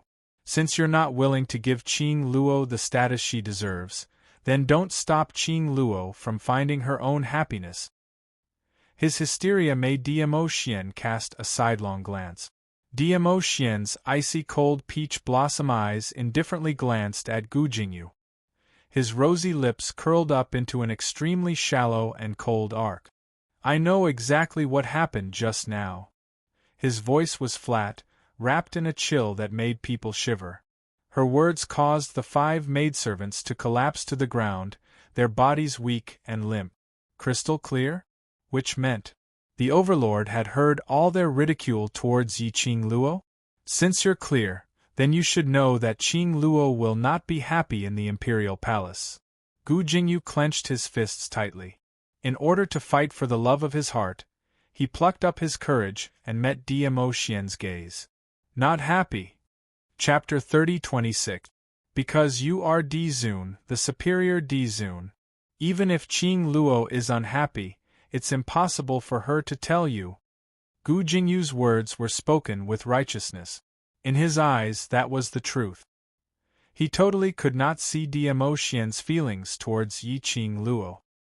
He only saw that because of Yi Qing Luo and Diamo Xian's relationship, it had brought her so much trouble. Right now, a few small maids dared to come over and ridicule Yi Qing Luo. If Diamo Xian really cared for Yi Qing Luo, he would definitely give Yi Qing Luo a proper status. Then he wouldn't have not revealed Yi Qing Luo's identity in front of his own disciples and subordinates. It wouldn't be good for Yi Qing Luo to encounter a situation where she was oppressed by a few little maids. "Young Lord Gu," a clear voice rang out softly. Yi Qing Luo coughed lightly as she opened her mouth hoarsely. His voice was low and hoarse, but it had her unique charm. "Qing Luo, I know what you want to say. If he truly loves you, he should know that setting you free is the only way he truly loves you." Hearing Yi Qing Luo's voice, Gu Jingyu opened his mouth agitatedly, as his eyes stared fixedly at her. "Young sect master Gu, have you misunderstood something?" Yi Qing Luo frowned slightly as a sliver of suspicion flashed past her charming eyes. "Why do I feel like?" Gu Jingyu felt strange. In her impression, Gu Jingyu had always been a person who knew when to advance and when to retreat, and his temperament was as gentle as jade. In his memory, there was no memory of Gu Jingyu losing his composure like this. "I misunderstood. Qing Luo, ever since the first time I saw you at the Bu family village, in my heart and in my eyes, there was only you. I saw everything clearly. How could I have misunderstood?" As though he wasn't able to get Yi Qing Luo's understanding and support, Gu Jingyu's eyes started to turn red. His entire body was tense and his emotions were extremely agitated. Yi Qing Luo's brows creased even tighter. She glanced sideways at Diamo Xian's face. The man was expressionless, and there was no warmth in his eyes. But Yi Qing Luo could feel it. Diamo Xian's current mood was extremely gloomy. However, no matter who it was, they wouldn't be in a good mood right now.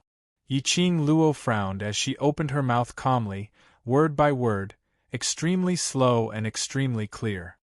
Regarding your misunderstanding, I feel that as the person involved, I need to explain myself. She raised her eyebrows and continued. First, if you really know me, you should know that I'd rather die in glory than live in dishonor. If I really don't want to be with Ah Xian, I won't compromise even if he's the divine emperor of the divine world, let alone his majesty. Secondly, wherever Ah Xian is, that's where I belong. Wherever Ah Xian was, it was a meaningful place. The place where Ah Xian is my happiness. Wherever Ah Xian is, I will be happy. Third, Yi Qing Luo's voice paused for a moment as she raised her eyes and took a deep look at Dmo Xian. Her gaze was full of tenderness. No matter who it was, they were able to tell that within that pair of alluring eyes, which had not the slightest bit of concealment, was filled with deep love towards Dmo Xian. Thirdly, to me, I don't care if the world accepts me as Ah Xian's woman or the mistress of the imperial palace. The only thing I care about is Ah Xian's heart. Chapter 30:27. Saying that, Yi Qing Luo's gaze looked towards Gu Jingyu, as her tone was solemn and serious, so. I'm very sorry, no matter if it's this life or the next life, or the future after that, I love Ah Xian. My lover will only be Ah Xian. Following Yi Qing Luo's serious tone, without a shred of hesitation, Gu Jingyu's face turned pale bit by bit. His tensed body seemed to have suddenly lost all his strength. He staggered a few steps back. Then, he sat on the ground in a sorry state. His eyes widened. He couldn't believe that Yi Qing Luo had personally overturned all his understanding. He could tell. Yi Qing Luo's words weren't because of any coercion. It came from the bottom of his heart. His voice came from the bottom of his heart. He could tell. Every time Yi Qing Luo mentioned the two words, Ah Xian. The gentleness in her tone and the obvious sweetness. All of you. Which hall's female attendants are you from? Dmo Xian's vision slowly fell onto those few female attendants who were kneeling on the ground, trembling non-stop. Dmo Xian's gaze locked onto her. The maids were so frightened that tears flowed from their eyes, and their bodies trembled uncontrollably. The feeling of death came. The maids were so frightened that they wept bitterly. They kowtowed desperately and begged for forgiveness. They knew that Dmo Xian pampered Yi Qing Luo a lot. But he didn't know Dmo Xian pampered Yi Qing Luo that much. They had never seen such a gentle overlord when he looked at Yi Qing Luo. It's fine if you don't want to tell me. Dmo Xian's lips curled up slightly, the curvature of his lips made one's scalp numb. He shifted his gaze and said calmly, Ah Feng. A gust of hurricane came from the dark and stopped in front of Dmo Xian. Investigate the identities of these people clearly and drag them to the training ground. Dmo Xian instructed. Ah Feng glanced at the 5 pale-faced maids and said, Yes, this subordinate will definitely give them an unforgettable memory in the training ground. With that, Ah Feng quickly walked toward the 5 maids. Just as he was about to carry them away, behind him, Dmo Xian's faint voice was heard, Wind. Ah Feng stopped and waited respectfully. Remember to let all the Emperor Palace's disciples know the reason for their punishment. Following Dmo Xian's words, Feng's hand trembled as he grabbed the maid's hand. He was sure that the look on his face right now was extremely strange. The Overlord is, you want to clear the mistress name? Using such a method to tell everyone in the Imperial Palace about Yi Qing Luo's identity? Similarly, Gu Jingyu, who was extremely shocked, also thought of this. Gu Jingyu's face was so pale that there was no other color. Earlier they were still criticizing Dmo Xian for not acknowledging Yi Qing Luo's identity, so the entire Imperial Palace refused to acknowledge Yi Qing Luo as the future mistress of the Imperial Palace. Now, Dmo Xian was using practical actions to directly slap their faces. Dmo Xian's vision shot towards Gu Jingyu. He moved his 5 fingers and a stream of dark force shot into the air. In just a few breaths, a smoky green figure hurried over. Lord Di Zun, why did you summon me in such a hurry? Is there something important? The figure gradually approached. Wasn't that beautiful woman Tang Beiyuan? Personally send young sect Master Gu back to South Tide Continent. Dmo Xian's tone was icy cold, but on his face, there was no trace of joy or anger. When Tang Beiyuan heard that, she instantly understood the deep meaning behind Dmo Xian's word. She raised her brows in interest, as she sized Gu Jingyu up from head to toe. This lad actually had his eyes on the woman in the Overlord's heart. A vinegar jar like the Overlord. Chapter 30:28. He clearly knew that he had taken a fancy to a woman he shouldn't have. You should have taken a detour. This kid actually dared to swagger in front of the Overlord? Wasn't that courting death? In addition to that, Tang Beiyuan also noticed Yi Qing Luo, who was nestled in the Overlord's arms, wrapped tightly in a red robe. Tang Beiyuan's mind immediately conjured up an exciting drama. Di Zun had specially summoned her to send Gu Jingyu back to Wind Valley Sect. In other words, he wanted her to send Gu Jingyu back to the Wind Valley Sect as a hall master of the Imperial Palace. This was also clearly telling the Wind Valley Sect. The Imperial Palace was dissatisfied with Gu Jingyu. If the Wind Valley Sect didn't want to be enemies with the Imperial Palace, Gu Jingyu's position as young sect master, he probably couldn't sit still anymore. Even if Gu Jingyu was the destined young master of the Wind Valley Sect, in front of the interests of the Wind Valley Sect, everything else didn't count for much. Tang Beiyuan sighed inwardly for Gu Jingyu. Immediately clearing his throat, he straightened his back and looked at Dmo Xian seriously. Yes, Overlord. This subordinate will definitely complete the mission. Dmo Xian waved his hand and carried Yi Qing Luo as he turned around and walked out of the courtyard. This house is not clean, I'll bring you to another courtyard. Unclean? Yi Qing Luo thought for a while before she realized the meaning behind Dmo Xian's words.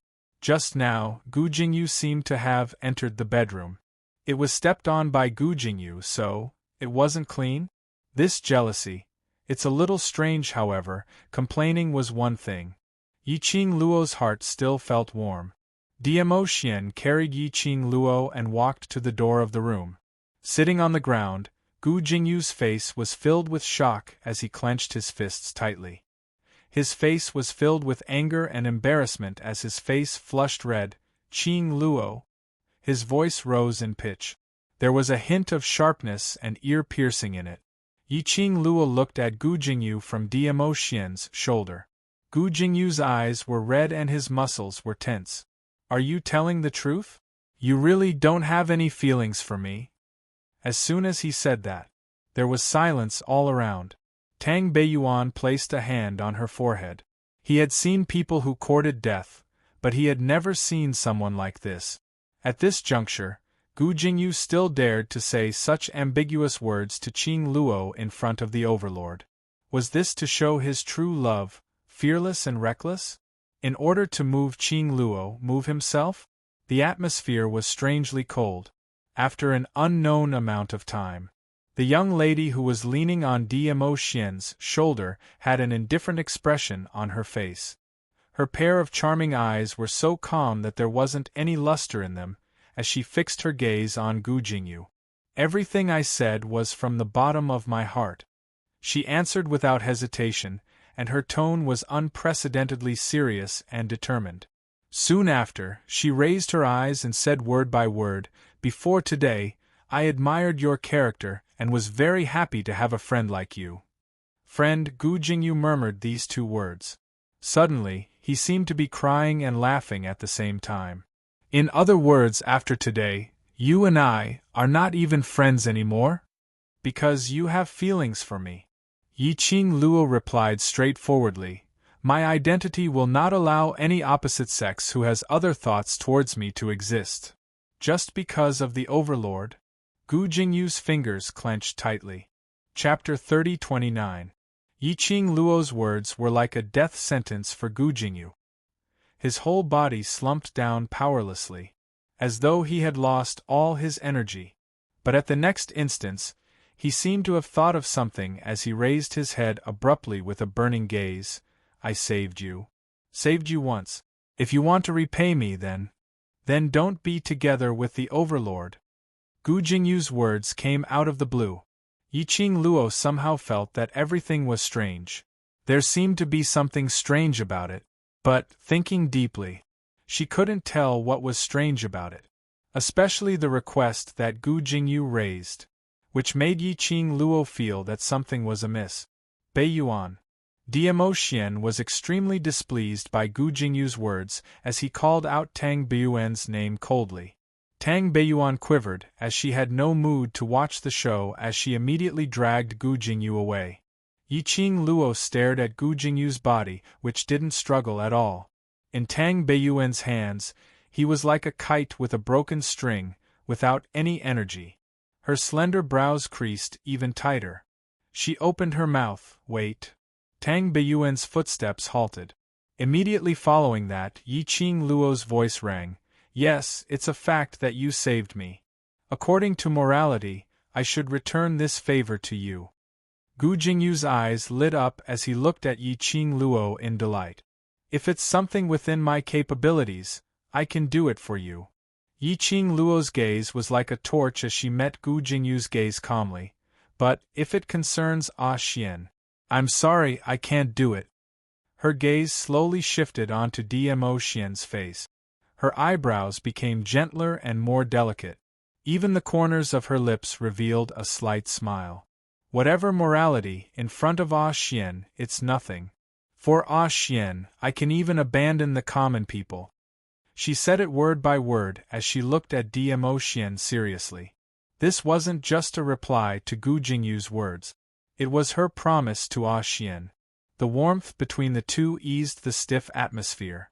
Tang Beiyuan didn't give Gu Jingyu any chance to create any more trouble as she carried him and slipped out of the palace.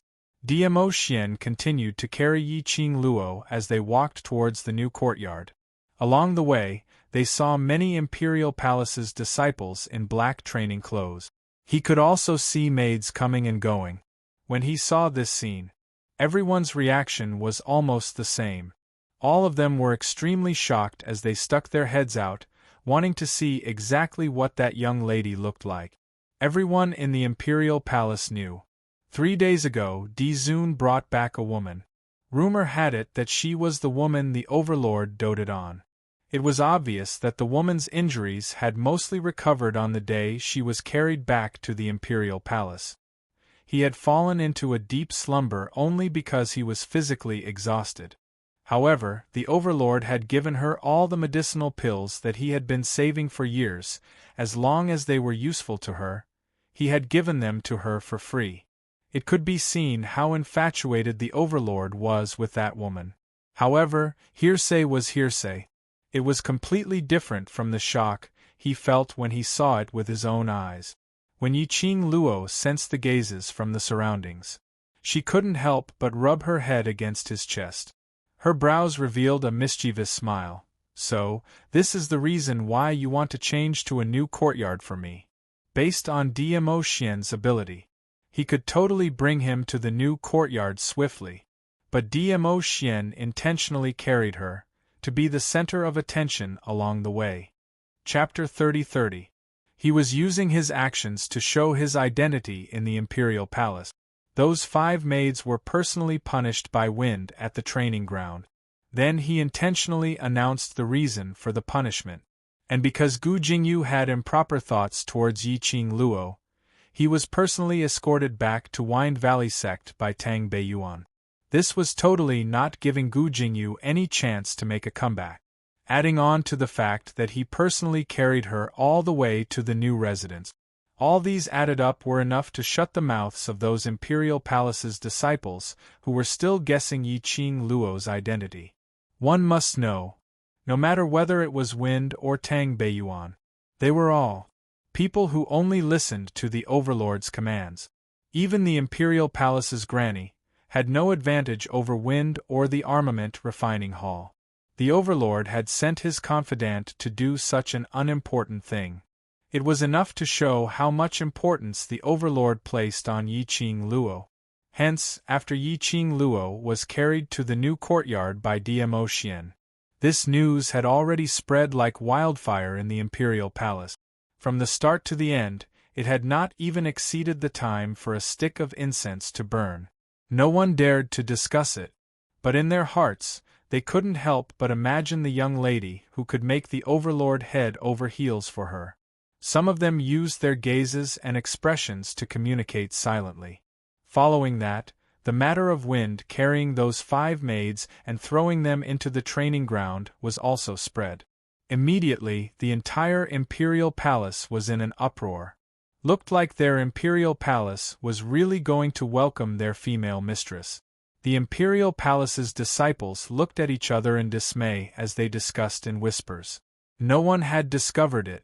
On the training ground, the 2 training team leaders who were standing on both sides exchanged glances. Following that, one of the training team leaders quietly left the training ground. Very quickly, the training team leader went around the main road and took an extremely secluded path.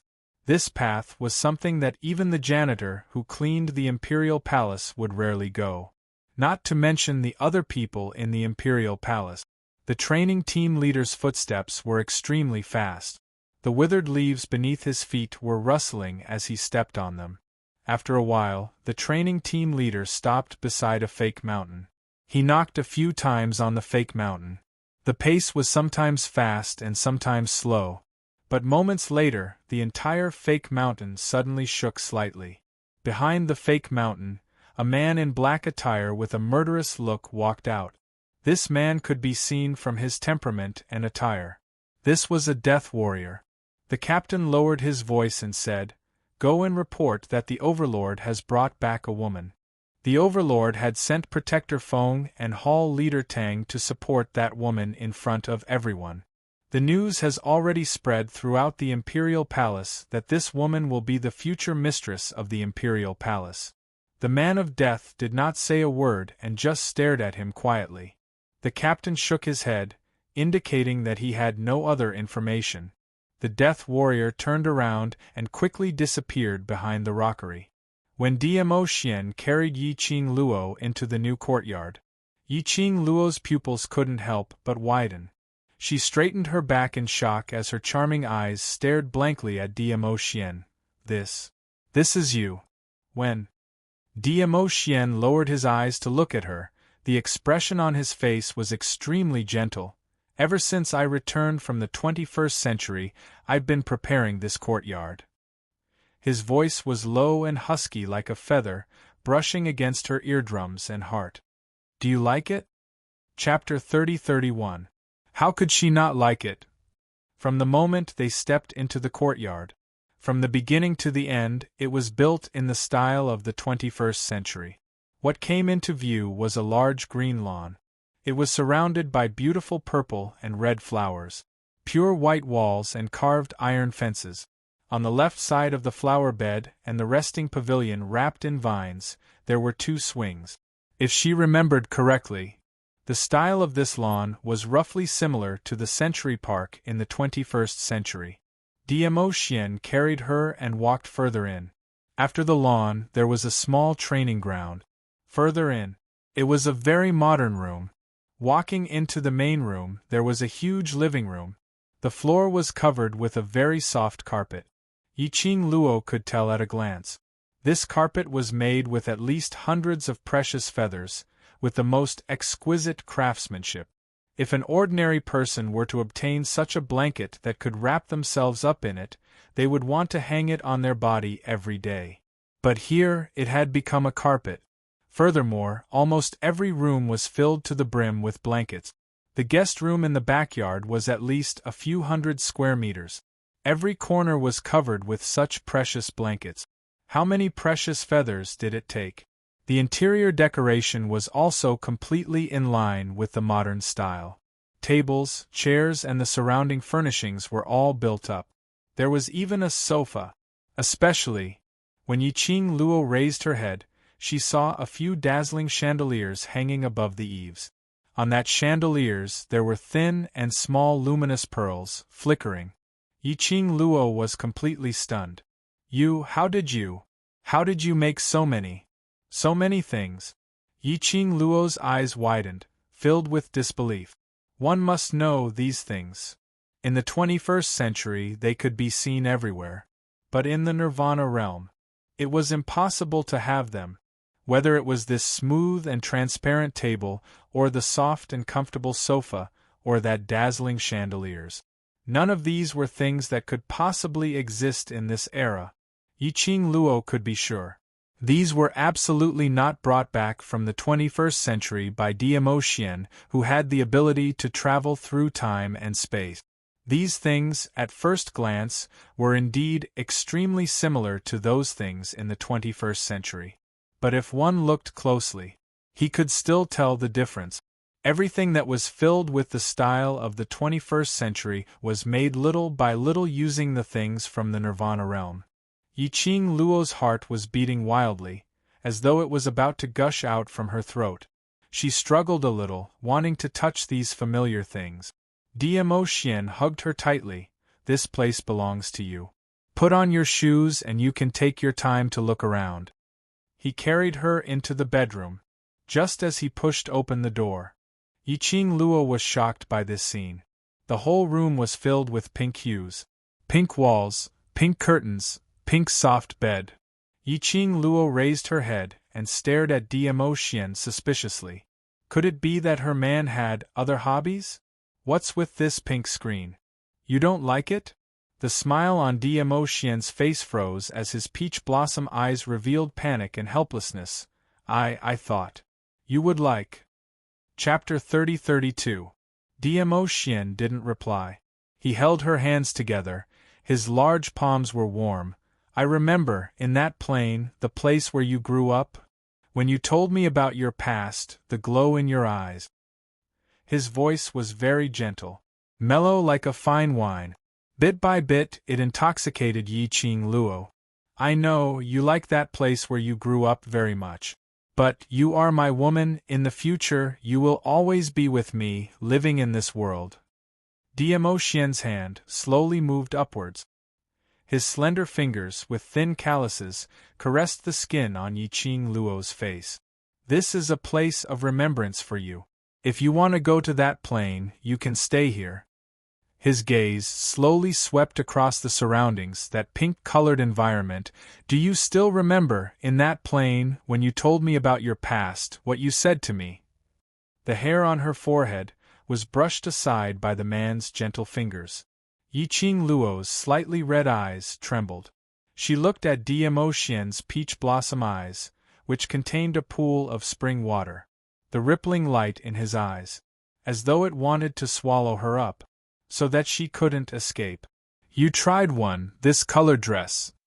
Diamo Xian looked at Yiqing Luo's bewildered eyes, staring at him in a daze, with a face of infatuation. He couldn't help but laugh. He raised his hand, lightly tapped on Yiqing Luo's forehead. That gaze was filled with love and helplessness. Simply too sweet.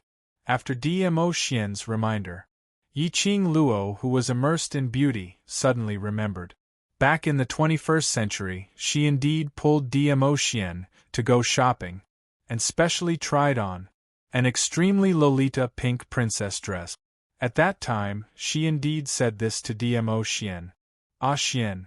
Actually, when I was very young, I wanted to be like ordinary girls, to paint the entire room pink.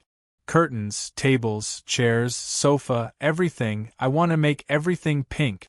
But, because of my identity, my world, other than black, there is only white. I don't have the qualifications to like any color.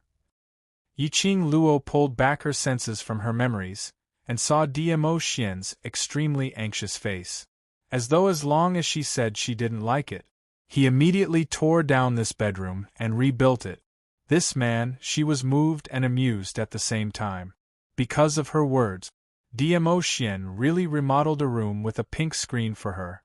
He was putting in so much effort to make her happy, to make her satisfied. What reason did she have to refuse him?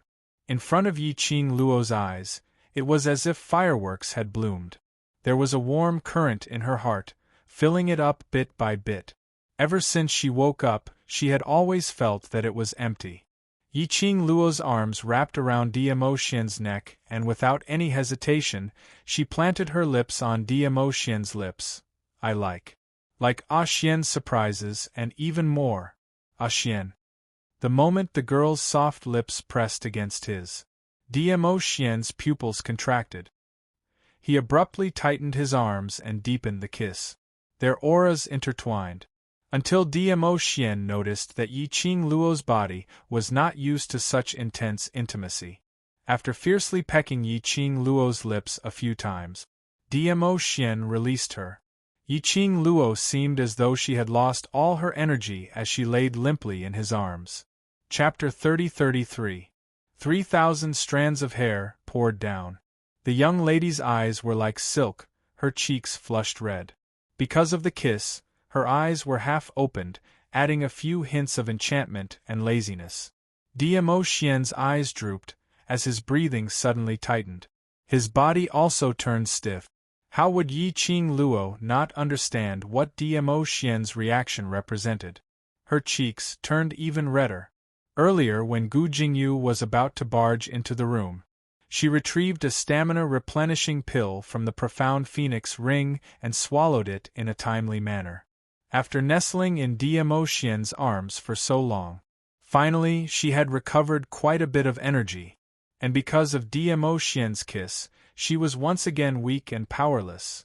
And under this situation, she actually still wanted to continue. Yiqing Luo facepalmed. Her man was really poisonous, teaching a pure young lady like her bad. This is your home. Diamo Xian tightened his arms again, as the young lady's petite body stuck close to him. Although the strength was strong, but it was controlled very well. It totally didn't cause any uncomfortable feeling to Yiqing Luo. His voice was still that gentle, just a little husky with some kind of suppressed emotions. He panted heavily as he changed the topic, trying his best to pacify his restlessness. No matter if it's the Imperial Palace or the Upper Realm. I will let them know the only woman beside me is only you. Only Yiqing Luo. Yiqing Luo raised her head, her eyes reflected Diamo Xian's face as she revealed a smile. I will also work hard to catch up to your footsteps, and then let everyone know that my Yiqing Luo's man, my husband, is you. Diamo Xian. Diamo Xian's eyes lit up slightly. His brows overflowed with a smile. Yiqing Luo's smile became thicker. Her curved eyes were tainted with a trace of craftiness. At this tender moment, Yiqing Luo suddenly moved her arm. The hands which were around Diamo Xian's neck moved to his shoulders. Following that, her waist borrowed strength and exerted force. The man's strong and tall body fell backwards.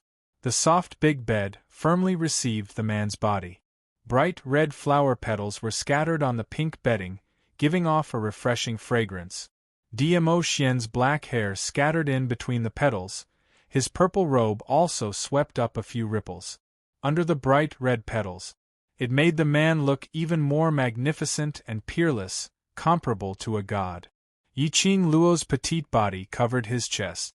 She raised herself up and looked down at him. Her slender fingers caressed his face bit by bit. Between his eyebrows there was a wide smile. The girl bent down, her fine black hair falling on the man's body. Her lips curved into a charming smile, and her fingers moved to his thin lips. I like Ah Xian's surprises very much. So, no matter what, I should return the favor. Her voice carried a unique charm and coquettishness. A pair of charming eyes gleamed with a charming and spirited light. Every smile, every frown, every movement was filled with charm. Diamo Xian's pupils contracted fiercely, and there seemed to be some kind of emotion in his eyes, as it kept on surging. Just like a beast that was about to break out of its cage. Diamo Xian's change, Yiqing Luo naturally saw it. Her lips curled upwards, her smile became more and more charming, her body also followed closely, slightly lowering a little. Chapter 30-34. Lil Luo. He had to admit that the young lady's action made his eyes light up quickly. Diamo Xian called out Yiqing Luo's name hoarsely as his breathing became heavier. Yiqing Luo, who got the response, her eyes curved even more seductively. She was like a blossoming rose, emitting a fatal charm. Her hand slowly moved from Dmo Xian's lips to his chest. My return gift is. Yiqing Luo's hand, bit by bit, pulled open Dmo Xian's robe, revealing the man's underwear, as well as that large expanse of white and radiant chest. Her hand gently touched his chest. Dmo Xian's eyes instantly darkened, and what followed was a surge of turbulent sparks. His body moved slightly. His thick palm was about to grab Yiqing Luo's wrist, to stop her following actions. But, at the next moment, Yiqing Luo's palm pressed on the area of his heart. The young lady's soft touch made Dmo Xian's body stiffen instantly as his gaze unknowingly trembled. But the young lady had no intention to continue. She curved her long and narrow eyes. Those resplendent eyes were like stars embellished. Just like that, smiling, her palm pressed on his heart, not moving away. A burst of profound energy from the young lady's palm was transmitted into Dmo Xian's body. Dmo Xian's red eyes retracted a little. Didn't Chi tell you I'm already fine? He didn't stop Yiqing Luo's action. You've just woken up, don't waste your profound energy. It did. Yiqing Luo's smile was no longer the flirtatious charm which she intentionally teased Dmo Xian, but a rare seriousness. But I need to confirm it personally, before I can be assured. Before the goo worm, when Dmo Xian was in the upper realm, because he withdrew his clone to protect her, he suffered an internal injury. Later on, under the corrosion of the goo worm, switching back and forth the goo worm's mode, caused a huge damage to his body.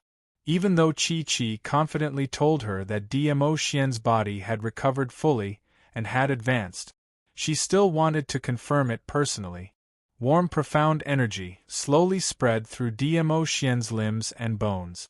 After a full cycle, Yiqing Luo then removed her palm and propped herself up. You're smart, you didn't lie to me.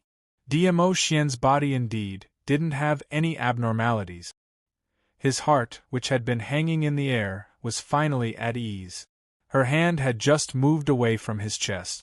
The man, who had been lying on the bed obediently, suddenly moved his hand and grabbed her wrist. Is this your gift?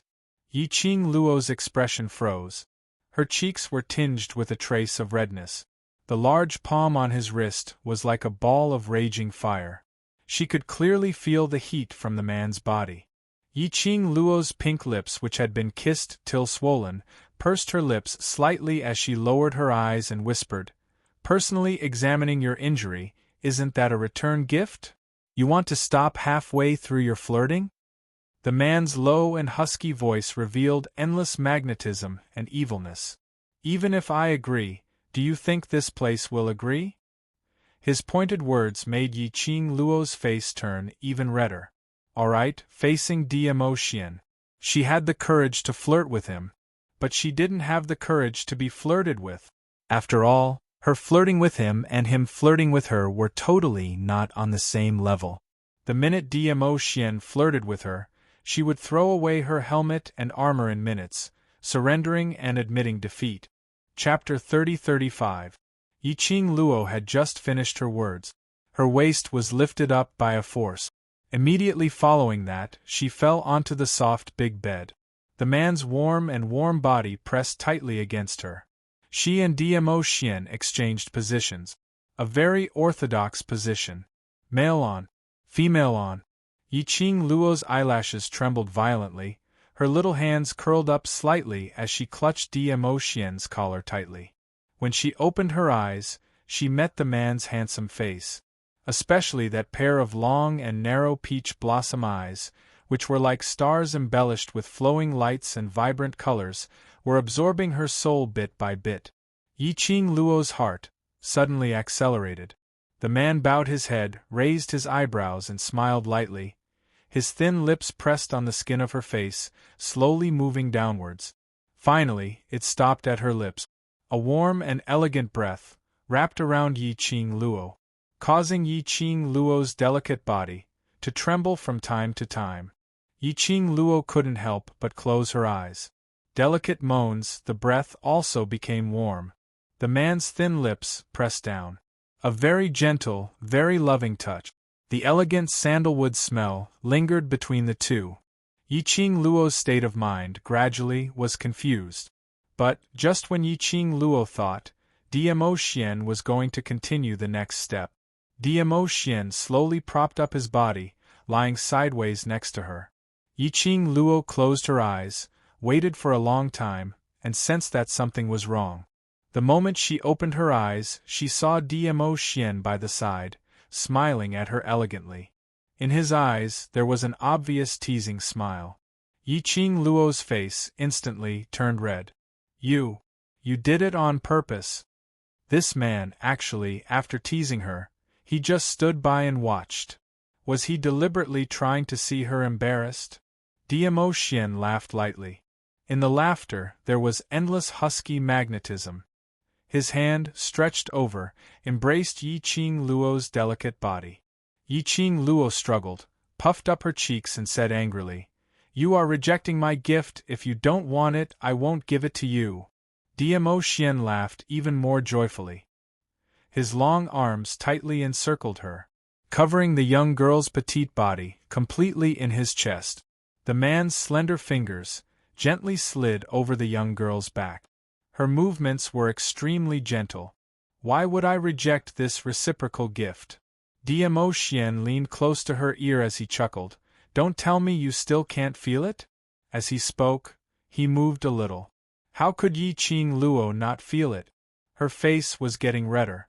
She lowered her head, bit her pink lips, and squeezed her head against the man's chest. Dmo Xian sighed softly and tightened his arms even more. Don't move. If you move again, I might really not have the willpower to take care of your body. A certain softness in Yiqing Luo's heart seemed to have been poked. The resentment in her eyes instantly became as gentle as water. This man, no matter how unbearable it was for him to endure it, he was also thinking about her body. He woke up after sleeping for 3 days and 3 nights. Even if he had the essence chi pill to replenish his energy, he was afraid that he would not be able to withstand Dmo Xian's demand. She was very clear about this. She just felt uncomfortable looking at Dmo Xian, but she couldn't bear to do it. So there was that scene of her handing herself over. Yiqing Luo's pink lips rose, smiling contentedly as she hugged Dmo Xian's waist with both hands. Ah Xian, you're so good. Dmo Xian smiled bitterly. This compliment, I really don't want it. God knows if he could continue to restrain himself. The little woman in his arms didn't understand how attractive she was to him at all. Chapter 30-36. This smile was so enchanting that it could cause the downfall of a nation. But this enchanting smile made Dmo Xian's brows twitch as an ominous premonition arose in his heart. As expected, the next moment, Yiqing Luo's alluring face was already close to him. She opened her mouth and bit his neck with her pink and moist lips. She didn't use much strength, and her little tongue touched from time to time. Dmo Xian's eyes darkened as his fingers clasped the young lady's slender waist tightly. Lil Luo, don't play with fire. Yiqing Luo giggled, her smile was devilish and charming. Her petite body in his arms arched here and there, endlessly seeking death. Yiqing Luo stuck close to Dmo Xian. Naturally she could clearly feel his body's reaction. Lil Luo. Dmo Xian gritted his teeth. Be careful of self-immolation. That suppressed words seemed to be squeezed out from the gaps of his teeth. Aya, I'm not playing with fire, I'm just weak and have no energy. No matter how I lie down I can't sit still. Yiqing Luo deliberately used a coquettish tone as she acted coquettishly, rubbing her little face into Dmo Xian's arms. This rubbing decisively made Dmo Xian's body stiffen even more. Even though it was separated by a robe, Yiqing Luo could feel the man's body heat gradually rising. Seeing Dmo Xian's expression had turned extremely ugly and his eyes were filled with fiery red light. Yiqing Luo withdrew her hand contentedly and snorted, "Let you see me embarrassed, this is giving you a taste of your own medicine." Saying that, Yi Qing Luo pushed Diamo Xian's chest away, and was about to get up from the bed. The moment she sat up straight, her wrist was suddenly pulled by the man's strength. She fell into the man's arms once again. What greeted her was an overwhelming masculine aura. The overbearing kiss made Yi Qing Luo stunned, until Diamo Xian's wide palm probed her skin. The slightly cold fingertips made Yi Qing Luo quiver. Her eyes were misty as she stared at Diamo Xian, making the last struggle. Xian, my body has no energy, no energy. She hadn't finished her words. The man pulled her hand down. Yi Qing Luo's hand trembled, but she wasn't able to fight against his strength. The man's husky and magnetic voice carried a bewitching charm as he whispered into her ear, Lil Luor, there are many other ways that don't consume energy. Extinguish the fire. He deliberately lowered his voice when he said the last two words. It was very seductive. Yi Qing Luo instantly wanted to cry but had no tears as her heart was filled with vexation. As expected, she had no chance of winning in flirting with Diamo Xian. Diamo Xian flirted with her at any moment. Yi Qing Luo versus Diamo Xian, the nth round. Once again, Yi Qing Luo fell into a deep sleep in this pink bedroom, which ended. When Yi Qing Luo woke up again, it was already noon the next day. She opened her eyes. Diamo Xian was already dressed neatly as he sat by the side, handling the important affairs of the imperial palace. He was well dressed and had an outstanding temperament. He was completely different from the beast from yesterday. Yi Qing Luo moved and was just about to lift the quilt on her. However, her hands were so sore that she sucked in a breath of cold air. Especially her 10 fingers, as though they had been cut off and reassembled. Thinking of yesterday, Diamo Xian said to extinguish the fire without consuming energy. Yi Qing Luo was so embarrassed that she couldn't wait to bury herself into the pillow. She swore that she would never flirt with Diamo Xian, that beast, ever again. Yi Qing Luo's voice attracted the man's attention. Chapter 30-37. Yi Qing Luo turned around with all her might, not willing to bother about him. Diamo Xian bent down and placed one hand on her body through the blanket as he spoke gently. All right, since you're awake, get up and eat something. Although there are elemental pills to replenish your energy, but you still need to eat. Yi Qing Luo twisted her sore hand as she pursed her lips tightly and even harumphed loudly to express her anger. The young lady's rare demeanor made the smile on Diamo Xian's face even more obvious. Only he was able to see such an agile little Luo. Diamo Xian's eyes were filled with adoration as he scooped her together with the pink blanket into his arms. Even if you're angry, you still need to eat something first to fill your stomach before you have the energy to be angry with me, isn't that so? This tone seemed as though he was coaxing a little pet, making Yi Qing Luo's lips twitched. What did he mean by eating until she had the energy to be angry with him? At this moment, according to the usual routine, shouldn't he be hugging her and expressing his mistake warmly and apologetically, promising that he would absolutely not use this kind of method to torment her in the future? This man, why didn't he play his cards according to the routine? As though he could see through Yi Qing Luo's thoughts.